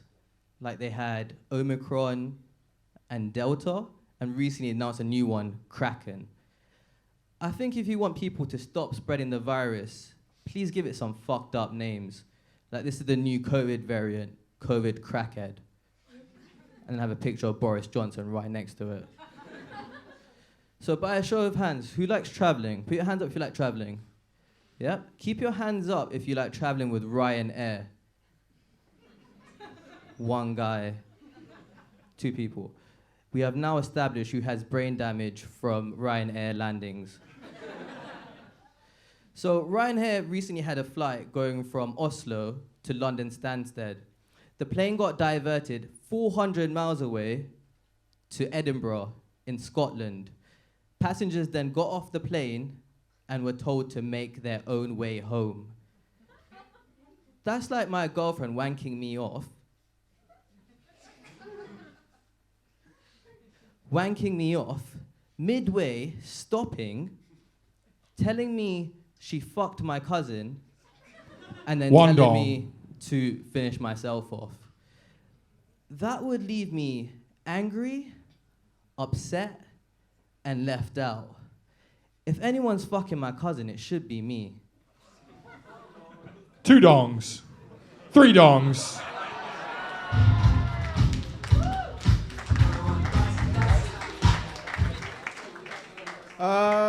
Thank you very much indeed, Raj. How many gigs have you done, buddy? 32. 32. Can everyone stop saying 32 or 33 and come up with some different fucking numbers? I don't know what to say because there's like the kernel of something that's good in there, but a lot of it was not great. The wanking off bit I thought was a bit contrived. There was some stuff it started off really well, and everyone was rooting for you. 'Cause you're a likable guy, like I don't know whatever. You're like a good-looking, like young. You know what I mean? Like you've got everyone, potentially on your side, right? And then it was just like the stuff with living with your parents was good, and then it was just like really, rude for the sake of being rude or something. It didn't quite tally, but there is something in there. That's what I'm trying to say. Tonight wasn't your night. Clearly, you didn't get gonged up immediately. They just sort of ran out of patience in the end. But I like the stuff about the family. I don't mean to be cruel because I think there is something there. But I don't know. But good for you for talking about seeing your mum's tits in front of your sister. Well done, you. That's for you. Adam. Raj, I think your funniest joke was the throwaway bit where you just said about your mum's tits, like, great girl. That was really funny. I think you went in a bit too much on Boris Johnson, a little bit too much, and it was kind of like, if he was still in power, maybe it'd be slightly funnier. I'm not going to say that you were a disappointment. I'm sure your parents have said that enough to you. Being Asian and pursuing comedy. No, I say that as someone who's Asian themselves. I mean, other than that, I'm going to keep it nice because I'm aware that your sister's still filming this, so I'm not going to be... I don't want you to masturbate to this later. I don't want you to touch yourself to this later. You can go brutal, it's absolutely fine. That's fine, that's good. I didn't hear what you said. Okay. But yeah, other than that, Raj, I mean... Just there's other people who've been done about 30 gigs and they're just a little bit funnier. Maybe just come back and you're dressed well, so your mum's doing something right. It's okay. But good on Raj. Good on you, Raj. Yeah. I don't want your fucking sister to film, but okay. But I guess you're super well dressed. So you come in with you can tell you have a fucking bling watch on. You have nice shoes, all this stuff. So again, you come out with high status, but then not sort of the material to back it up. I'm not saying you need to change anything. Your just material needs to catch up to sort of how confident you came out. Don't sit in the front row of a comedy show you're on. I cannot stress that enough. It's just a weird, because now the best thing to do in a front row is to have energy, right? In the front row as close as you can. That's why we always, when we're hosting, we go, come up to the front, come up to the front. So you come out, and then all of a sudden there's one more empty chair there. So it's less energy right at the beginning. That's just a side note, I would say. I think the thing is the stuff you said at the start about living with your parents a lot. I wanted more of that. I wanted more personality, and I felt like this is again is the problem. You do topical pop culture stuff, or you as in anyone who's newer, it's gonna wear thin, right? The Boris jokes would have been funnier if he was in office. No one, it's like Liz Truss. No one's talking about that fucking cunt anymore because we don't give a shit about her, right? See, no laughs. No one gave a shit. But that's so you gotta be more less on the topical stuff and more personality. I just want to see more personality from you because I feel like I don't know who you are, other than someone who goes on dates with your sister, I guess. And sees I don't know who I am. Yeah, maybe you also don't know who you are. How old are you? 27. Okay, you should learn who you are. Maybe go, maybe get therapy, but good job. Give it up for Raj. Give it up, Raj, Simone! Katie, will you choose someone? Someone from the bucket of joy. Who is it, Katie? Please announce it. Ollie Huzz. Ollie Huzz.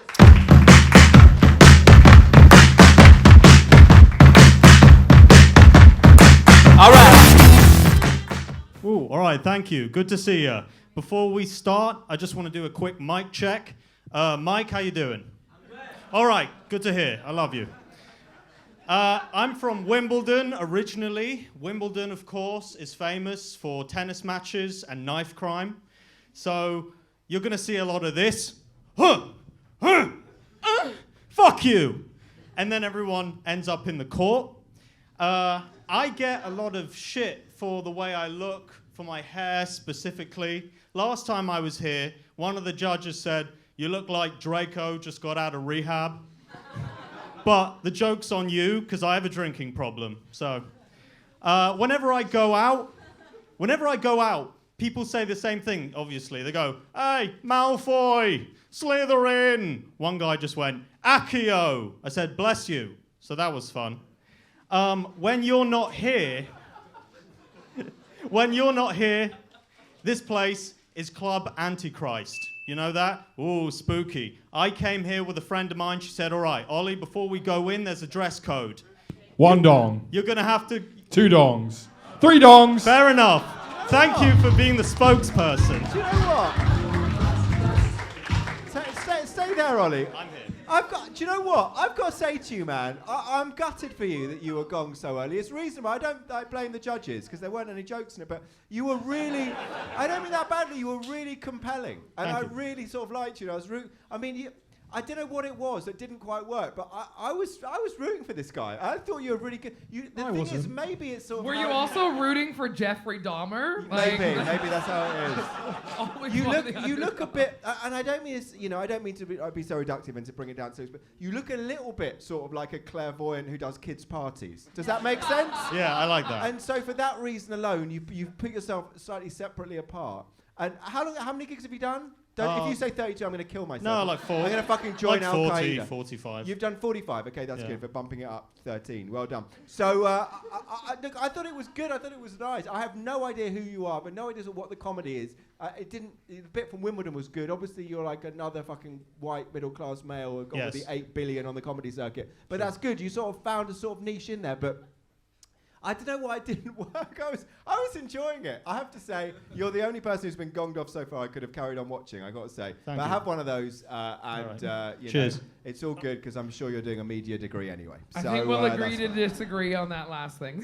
You were enjoying I guess you give me the energy of like, I feel like you just murdered a woman and you're wearing her necklace. And like, that's how they're gonna catch him, right? The cops are gonna be like, he was wearing it all along. That's the vibe I'm getting. Like, it is a bit, I don't know what it is. There's something about, I honestly, when you were talking about like knife crime in Wimbledon, I was like, oh, this is gonna be a funny joke because I thought you were gonna start talking about like a jousting match or something. Like that's the kind of knife crime in a posh area, or something like that. But I mean, well, I don't want to write your jokes for you, but that's a fucking better line. I don't know. Yeah, again, it's like the personality. I need to see just more. Because I think I have seen you before, and you do the Malfoy stuff before and that kind of stuff. You could do that stuff, but come out of it a little bit more, and maybe I don't know, a little bit more personality or something. I just need to know more about you. Okay, yeah, I'll do that. Thank you. Ollie, you look like Draco Malfoy with a drinking problem. That's what you said, right? That's what people tell you. I don't know if you look like anyone from Success. Okay. I think honestly, man, I'm not going to be too harsh because it wasn't too much to go on, and I kind of felt like it was a bit to the point where as soon as that 1 minute thing went off, I was like, oh, he's going, and you did. I think. What I would just say is, like, I think you've definitely got the personality and the confidence, and I think that is because you come from Wimbledon, so, you know, a lot of that sort of, like, privilege has really seeped through. I think other than that, man, look, I think you've got the right attitude, you've got the right look, and you are actually likeable. Thank you. You actually are likeable, and I would like to see you again, just maybe with, you know, jokes and stuff. I'll do that. Other than that, Ollie, well done for coming on, mate. Sorry it wasn't your night tonight. That's well all right, done. Ollie Hughes, give it up for him. Did I give you one of those? Did I give you one? There you go. Some nice James Blunt for him to remember the night with. All right, we're almost there. Lou Barron's your next act. Start the clapping.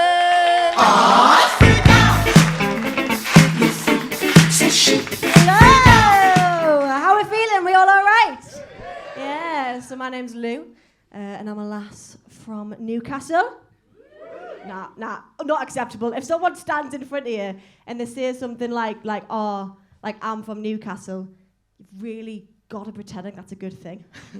Yeah, should we try it one more time? And this time you're going to go absolutely ballistic. Yeah, is that all right? Yeah. Is that all right? Yeah. Okay, here we go. We'll find out. So my name's Lou. Yeah, and I'm a lass. From Newcastle! Anyone ever seen a stripy Geordie before?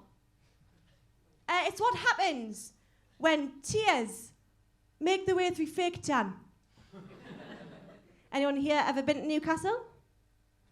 Yeah, you have? How did you find the lack of natural light? Like, is it all right? No? Went for football? Classic. If you haven't been to Newcastle, what I can tell you, the women are orange, the food is beige, and the jobs are gone. Jobs are gone, yeah. Guys, I'm having a bit of a crisis, and it started a couple of months ago when I was doing a gig. And it was a really important gig to me, because it was the first time I'd ever gigged in front of me mum, which was really special. And whilst I was there, I realised that all I talk about is sucking dick. Like it's the soul thing, and it's not true. It's like it's not that true. It's not that true anymore. I've got some really exciting news. I'm actually going out with someone. He's here tonight. He's my best friend in the world. And over Christmas, he sat me down, and yeah, we've got some exciting news, guys. Thanks. He told me I'm really good at hand jobs. I'm joking. You don't have to be good at hand jobs until you're like 40 and like sadly married. I mean, that's like the cut-off point. Is anyone here married? Yeah? Good at hand jobs yet, mate? It's on its way. Okay. One dong. So I'll tell you a little bit about myself. When Two dongs. When I fell out, my mum's funny. Me dad, he took one look at us and he was like, oh, like, she's gonna need some serious help, you know what I mean? So he became a vicar. Yeah, he's a vicar. He's Church of England, guys, don't worry, he's not Catholic. I feel like if he was Catholic, like, I'd tell less people, you know what I mean? 3 dongs, 4 dongs. Fair enough. All right. Thank you, Louise. It was a mistake slagging off the Catholics when one of the Italians was still having a dildo. I realised when I said it. Sorry. Just not funny, Lou. I think. Fair enough. No, I say actually, you had a lot of energy. You've got all the energy of like a CBBC presenter, and like you sort of came up and was like, "Let's give this another go," and everyone was like, "Be funny first." That was the first thing. I think you've got a lot of energy, a lot of charisma. Actually, more likable than the last guy who was just on. I just think it got to almost like how long was Lou on for? Lee, was it a couple of minutes or? 3 minutes, and I think like just before you got donged off, you said, "Let me tell you a bit about myself," and I was like, "Fucking hell, you could have opened with that. That would have been nice." Yeah. I think just maybe a little bit of that, a little less sort of crowd worky, and just we want to hear from you. We don't no one else with a fucking regional accent, you know, with the stripy attire that you're wearing, all that sort of stuff. So just a little bit about that. You're clearly interesting. Just would have been nice to hear some jokes about that. But that's it from me, though, to be honest with you. Yeah, I mean, being a woman in comedy is hard, right? Because there's such a male-dominated thing, and there's always this stigma of like women aren't funny, and then someone like you goes up, I'm like, ugh, they're not funny. What is happening? But I was like, you know that Tyra Banks meme where she's like, I was rooting for you. I honestly was rooting for you because you can tell you have a fucking great personality, and you can tell you have so much, but again, the jokes just weren't 100% there. But I think if you had like more material or like just keep going more. How long have you been doing again? Did we say so? About a year. About a year, okay. Yeah. But it just like again, like watch other comics, study comedy, do that kind of thing. Really rewrite your jokes, and just gig as much as you possibly can because you have a great personality and like to go 3 minutes with not a lot of good jokes is actually very good. Yeah, says a lot. That is very good. Yeah. So I will say that, but I just. Hang in there. Yeah. That's backhanded compliment of the night from you, I have to say. Do you know what, Lou? I enjoyed it, and I just couldn't understand a fucking word you were saying. So that may have been one of the reasons. No, Lou, I mean, I've liked it. I've seen you gig a few times, and normally you do really, really well. And I think the trick tonight the thing that maybe let you down a little bit was the bit of crowd work in the beginning, because those are the key bits for a Gong show. Like the thing is, as a comedian, I've seen you before, and I think you're really funny, and you always like smash those 5 minutes with me, and it's original, and your accent is really interesting and engaging, and it's sort of I think it's quite a weapon having a Geordie accent too, because it's quite poetic, I think, instinctively, people like us.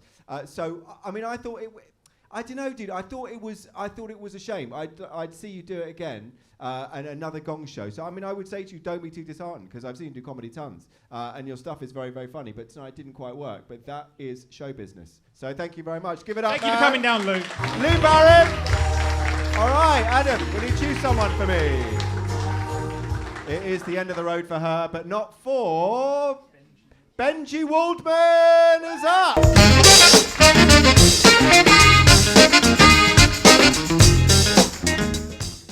Yeah, so if you didn't catch that, my name's Benji Waldman. I only mention that because a lot of people that I meet tell me they've never met anyone called Benji.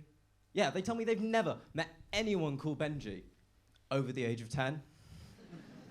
But no, I like my name, I do, because like I think a lot of parents will kind of hedge their bets when they're naming their kids. You know, they'll pick like a gender-neutral name, like, you know, like Alex or Sam or Jamie. But like, in my case, you know, I'd say it's pretty clear. Benji, right? My parents wanted a dog. Been dating a bit in London recently. Been dating a bit, and I've noticed something. I've noticed a bit of I don't know, a bit of something. Like, I've got a question for some of the guys in the crowd, right? For some of the guys, is it just me, or are a lot of girls trying to put stuff up your butt at the moment? Maybe medication for you guys. But no, you know, like, I'll be out on a date. Like the other day, I was out on a date, right? Went back to hers, getting down to it, and she pulls out this pink silicone monstrosity. Yeah, please don't show me any of them. And, you know, she was like, come on, baby, just try it for me. And I'm like, I don't want to. I've got a headache. Oh, come on, it's my birthday. And now I'm pregnant.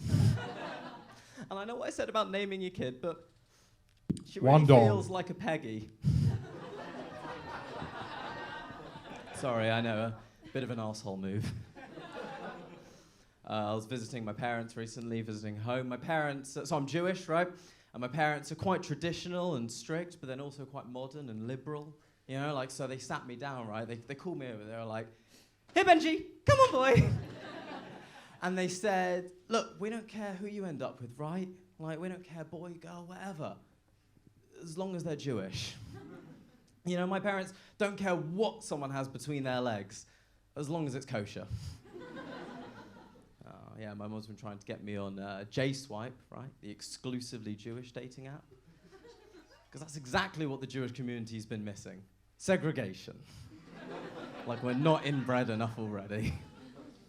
Yeah, no, but I do kind of get it. I do kind of, you know, like, I was on a date the other day, right?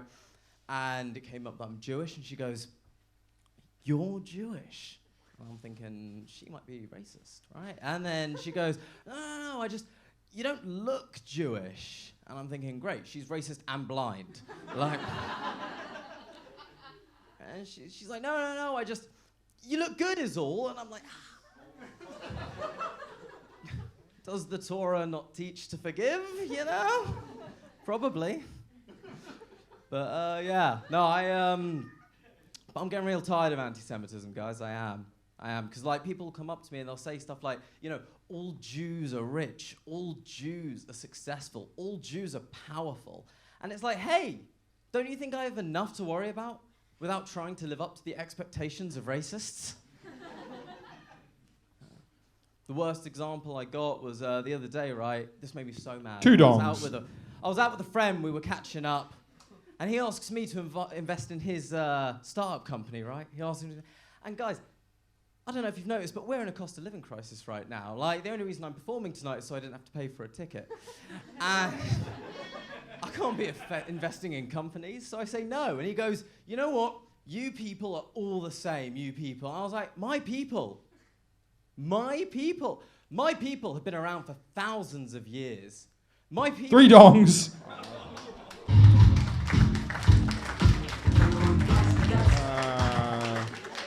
Benji Waldman, thanks very much indeed. Look, all I would say, Jew to Jew, is don't do Jew material in South London. No one gives a fuck, all right? So you're not in Hendon anymore. Okay, so when you go back up north, you can do it. I thought it was... I don't know how to put it. I mean, it's sort of like there is rising anti-Semitism, and I sort of, seeing her act, I understand why. No, I'm joking, sorry. Also, to give you a Hitler salute as well. That wasn't very appropriate. I think there was something in it, Benji. I did quite like it. I mean, I don't want to cuss you too much, because I presume we're related at some point. So that's all I can say. Where are you from? Which part of London? Barnet. From Barnet. What Obviously. a fucking lad. Well, look, you can take that one back to Barnet. How many gigs? Like 32. 32. Everyone's like 32. I liked it. Then listen, I think when it comes to like Jew material, there's so much you can do, and it's like any sort of ethnic thing. Like, you have to make sure you can do it without alienating people. And I think you brought some people along, and some people not so much. I don't know. It was a bit. I liked it, obviously, because, you know, I think that Jews are some sort of, you know, superior master race. But what I'm saying, you know, obviously, I don't. This woman does. But what I'm saying is, what I'm saying is that there was good. I don't know how to put it, because I want to say some positive stuff. Keep fucking pushing at the door and hone it. Do you know what it didn't have? It wasn't honed enough. And that just comes from doing it again and again and again and again and dying again and again and again. You need to be fucking mental to be a comedian. You need to be fucking Jewish, really. I mean, you need to be that mental and mad and delusional. And I think that you've got that looking at you. So I would say there's a lot to like about you, Benji. Crack on. But tonight wasn't your night, I'm afraid. Yeah, you had some good throwaway lines. Like there was one where you said like, "Does the Quran not teach to forgive or whatever?" Right? No, wait, not the Quran. Fucking Wow. I fucked up that line. What the fuck? I was half paying attention. But and then you said, "I assume," right after that, after you had said that line. Yep. Right, saying that you did, but I don't think a lot of people heard that bit. But that was like the punchline of the joke. So a couple of things you kind of said a little bit under your breath, I guess. I don't know how to say it. Like it wasn't. I think the thing is the honing of it is exactly what I can't fucking talk anymore, you guys. It's been a long fucking night. But that's it. It's just honing. But again, he's right. You have to be fucking mental. When we all first started, right, you're doing like a couple gigs a week. And we go, oh, you actually have to do more like 8 gigs a week all the time, incessantly, going from gig to gig to gig. And that's the only way you get good. And like you're really, really new into this. So I would just keep going. You do also have a very fucking like cool look about you, which I like. Like it gives like a status thing. You look very stylish, which again, not a lot of comics look stylish. Look at these two fucking dirtbags beside me. So you do look like stylish and cool and stuff. So it gives you a good high status as well, which I like. But you have to recognize that when you're on stage as well. That it automatically is going to put you a bit above the other comics or even the crowd sometimes when you're presented with like such style. I don't know if that makes sense, but. Guys, can we give it up for Benji first of all? Come on. Benji, well done for coming up, man. Like I said, it's never easy for anyone to come through. I'm going to agree with David. I feel like the last person to sort of insult the Jewish people this much was Kanye, to be honest. But you managed to top that, which was good. I ended up wanting to free Palestine immediately. I think it's very interesting though the fact that you are Jewish, because you don't really look sort of like clothed like a Jewish person. You sort of look more like a guy who would sell you ketamine in a nightclub. Does that make sense? And I love the cheap pearl necklace. Very gross. No, I think you've got some interesting material though about being pegged. That's funny. You know, people wanted to shove stuff up your ass, and by the end of the set, I kind of wanted to do something similar to yourself. But no. I think other than that, man, look, Benji, like I said, you got likeable, you got a good look about you, you look the part. Couple of bits of sort of technical advice: move the mic stand away from you. You know, like the mic stand, because it's upstaging you. You've got a good presence. Just really allow sort of like be in the moment. And I think with a bit more practice, man, you'll be up there with some of the best. Well done, well done, Benji Wolfman, ladies and gentlemen. Okay, quite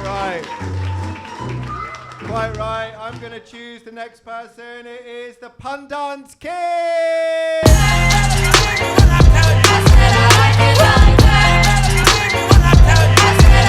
I like dollars. I like dollars. I haven't said anything yet. Good evening, Vauxhall.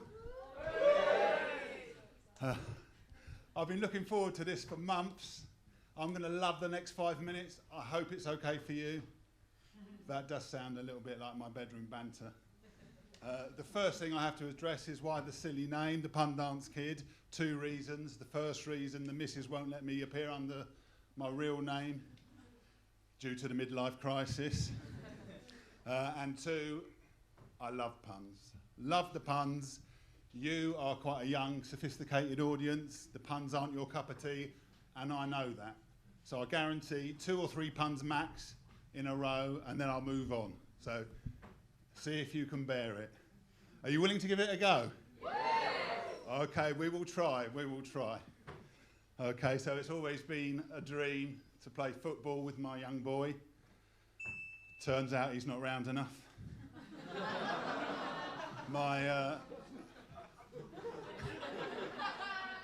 My mate was lucky enough to inherit a fertility clinic. Spunked it all away. That was 2, that's all right. So, is anyone else here on Be Real? Anyone on, I heard someone on Be Real.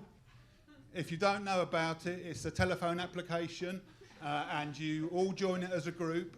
Once a day at a random time, you get a little alert. Whatever you're doing, you have to take a photo and send it in. Well, it's nice, you get to know a little bit about, you know, what the people in your group are doing and that, My little niece was over at Christmas, and she said, let's get a group together. I said I'd be in the group, but I didn't think it through. I'm retired. My missus goes out to work 5 days a week. So when that little alarm comes in, 9 times out of 10, I'm in bed with a box of Kleenex. Now, one dong. Send the picture back, and then my Two little dongs. niece will type back, oh, Uncle Pun Dance, because that's my name. Uncle Pun Dance. 3 dongs. Oh. Okay. I'm going to have to be quick because we're running a bit behind. Look, you call yourself the Pun Dance Kid, and there were like 2 puns in that entire thing. There was a 1-minute build-up to let us know what the act was, and then there were only 2 puns, which I thought was disappointing because the puns were quite good. The football one was great, and I was like, this guy's going to go places. But it was like, it was part TED Talk, part sort of comedy show, which is weird. Did I? Well, it goes to show. Oh, that's on you, David, isn't it, mate? Goes to show, don't fucking listen to a word I have to say. My one thing to you, my one bugbear, if there's one thing in comedy that I see that makes me fucking want to just strap on a suicide vest and bring down the whole fucking room, is when people use their mic like this and they're speaking like that, and you can't hear what they're saying. It makes me absolutely deranged. Sorry. So do it, only because you need to hear your stuff, because your stuff could be quite good. If you actually could you not hear me at all? Any puns. It was quiet. It was just a bit quiet. It was quiet. Oh, okay, I would say the bad news is you're out. The good news is it looks like your cholesterol's under control. So overall, I think it was what it was. Last time you came, that was like your first gig ever, wasn't it? Or some Yeah, shit? this is my second. Okay, well you need to if you are going to do comedy, I wouldn't necessarily cheer that, because if you are going to do comedy, I would do comedy and like go around doing open mics like some of the other people. I wouldn't rely on big rooms necessarily like this to do it again and again and again and again, because you should maybe, I don't know, a part of me thinks you should give other people a chance, because you're the last person from this. But anyway, I like the 2 puns you did, but that wasn't quite enough for me. But well done More anyway. puns, yeah? Yes, please, Mr. Oh, I love puns. I'd have done more. Well, you're the Pun Dance Kid, so the clue's in the name, apparently. Anyway. If you're gonna have that as your name, you have to bring it. Because I was like, okay, someone totally different. We haven't had like puns and stuff tonight. You can tell it was nothing like whatever anyone else had been doing, and your puns were good, especially like the first one about the football and your son and I've stuff. got millions of them. Well, that's what you should be fucking doing then, guy. Oh. Like this, and you do need to gig more in between the gigs.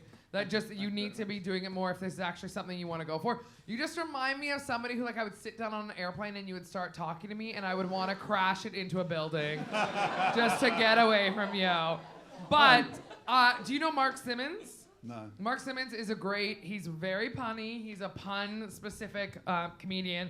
And he'll do, like, puns on the street with people. Go watch some other guys, see what they do and stuff. See how they set up also. If you can go see some of these guys in an actual club, go see them, how they set up like a room like this, right? Instead of doing that whole big explanation at the beginning, see how they get into it right away or how they get going on that. But yeah, I mean, your second gig, like, just keep going on. That's what you told me last time, is introduce yourself and tell them who you are. Well, we're That's cunts on up you, here. Kate. You're blaming the woman and the Jew. Thanks a lot, guy. I'm gonna say I don't know your actual name, so I'm gonna just call you Sir because you're too old to be here. No, I think honestly, I think yeah, I didn't tell you about to do less jokes, did I? Because I don't think we've ever met before. Because I remember you're like an Australian Father Christmas or something. But I think it was really interesting to hear your stuff about your very niche jokes about the app Be Real. Because you look like the kind of guy who sort of more be on TikTok for predatory reasons. But other than that, no, I think, to be honest, dude, like, you're a friendly guy, you got a big smile. I mean, am I wrong in saying you probably want to see him again at some point, right? You've got that on your side, and you're taking everything in stride, sir. So I think just next time, just not come up. doing comedy necessarily. But Not doing comedy, but maybe just like handing out leaflets or something. Exactly. But no, but I think just next time, just if you've got a million puns, do them. Fucking just do them Right, next I time. will, Yeah. go hard. Yeah. Thank you so Well much. done. Give it up, the Pun Dance Kids. Thank you for coming down, mate. Well done. Thank you. And welcome, ladies and gentlemen. It's your final act of the whole show. Please welcome on Fraser Brown. Hello. Hey. So, I studied drama at university, which is good in a situation like this, because there's a lot of stuff I learned on that course I can apply to stand-up, because stand-up is just lazy theatre. If you're not laughing, it doesn't mean I'm shit. In fact, the less you guys laugh, the closer this gets to high art. So something I learned on my course is something called reader response theory, which is an academic drama theory that basically states that the meaning of a piece of theatre or performance is created in the intermediary space between the intentions of a performer and the interpretation of an audience. Right? So when I get on stage and pretend to be an arrogant prick, and an audience interprets that as me actually being an arrogant prick, that means they don't get it. They're not working my intellectual level. Okay, half the room, we'll work on that. There's a lot of stuff I learned on my course, like I said, but you've got to be careful about how your art is interpreted. I just had an idea. You've got to be careful.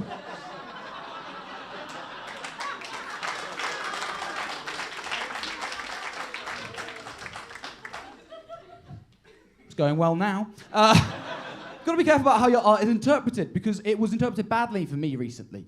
I applied for a job at a school as a theatre technician, and I told them that I did stand-up. They said that's perfectly fine.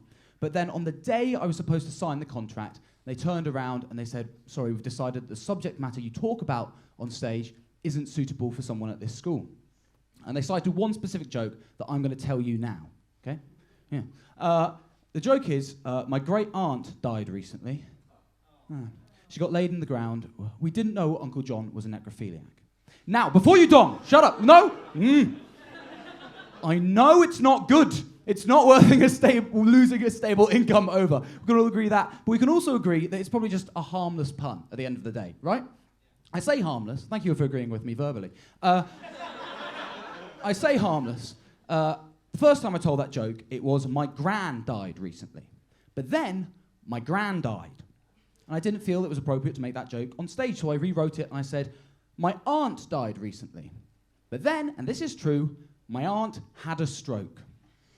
And that's when I realized that I was a god. So guys, this school recruitment officer died recently.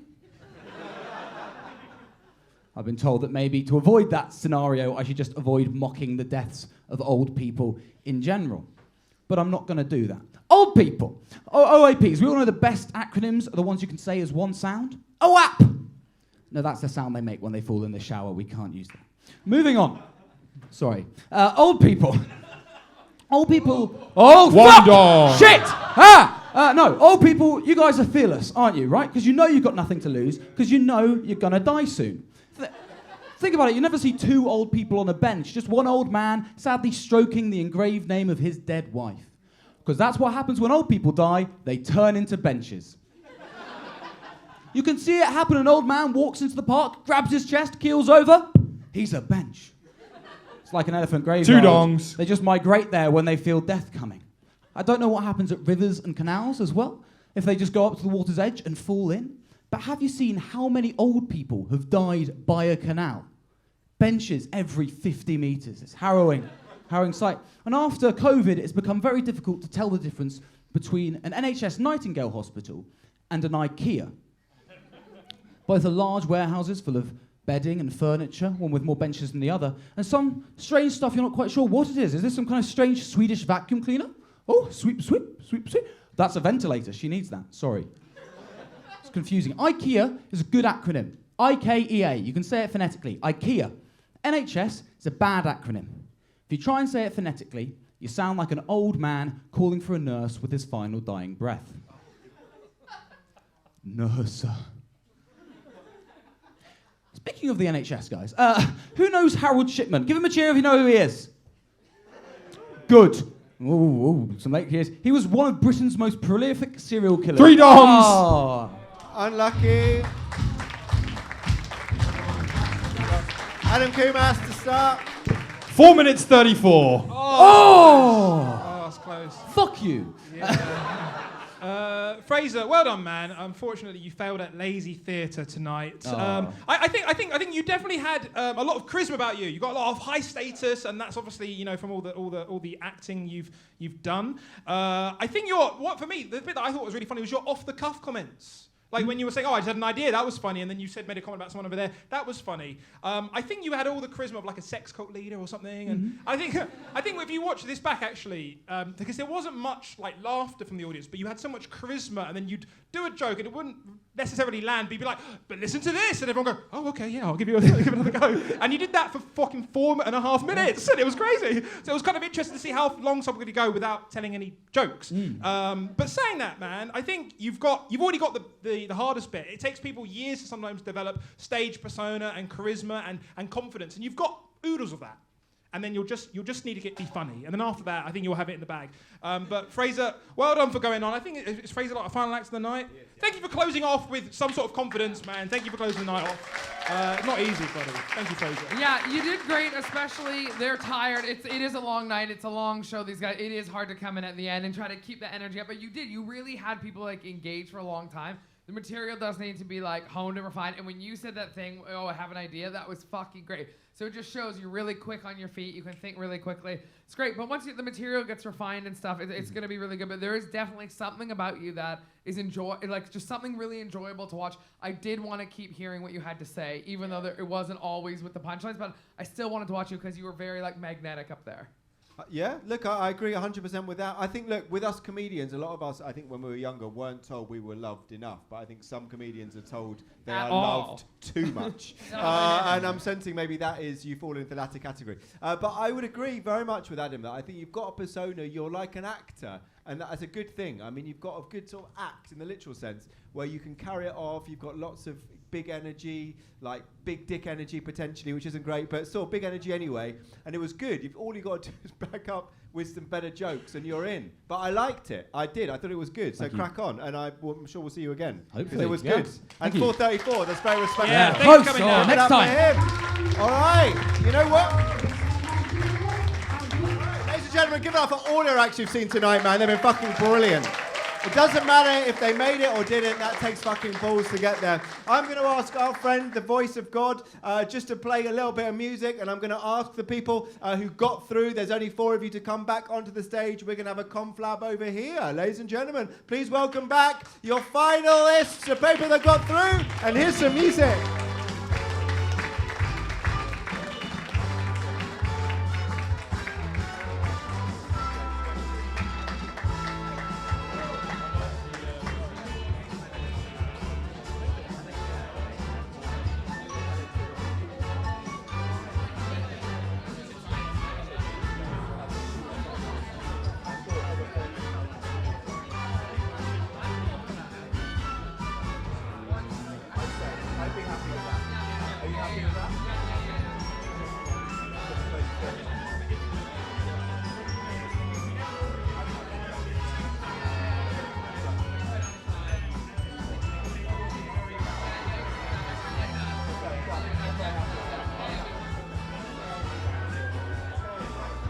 Indeed. Ladies and gentlemen, thank you very much indeed, Voice of God. We've decided we're going to do something, I mean, honourable mention to all 4 of you, did very, very nicely indeed. We have decided, with much conjecture and much discussion over there, something we never really do, because we couldn't split them. We're going to give it to 2 people tonight. And the winners tonight of tonight's Gong show are Alex and James. Congratulations to you 2. Bravo!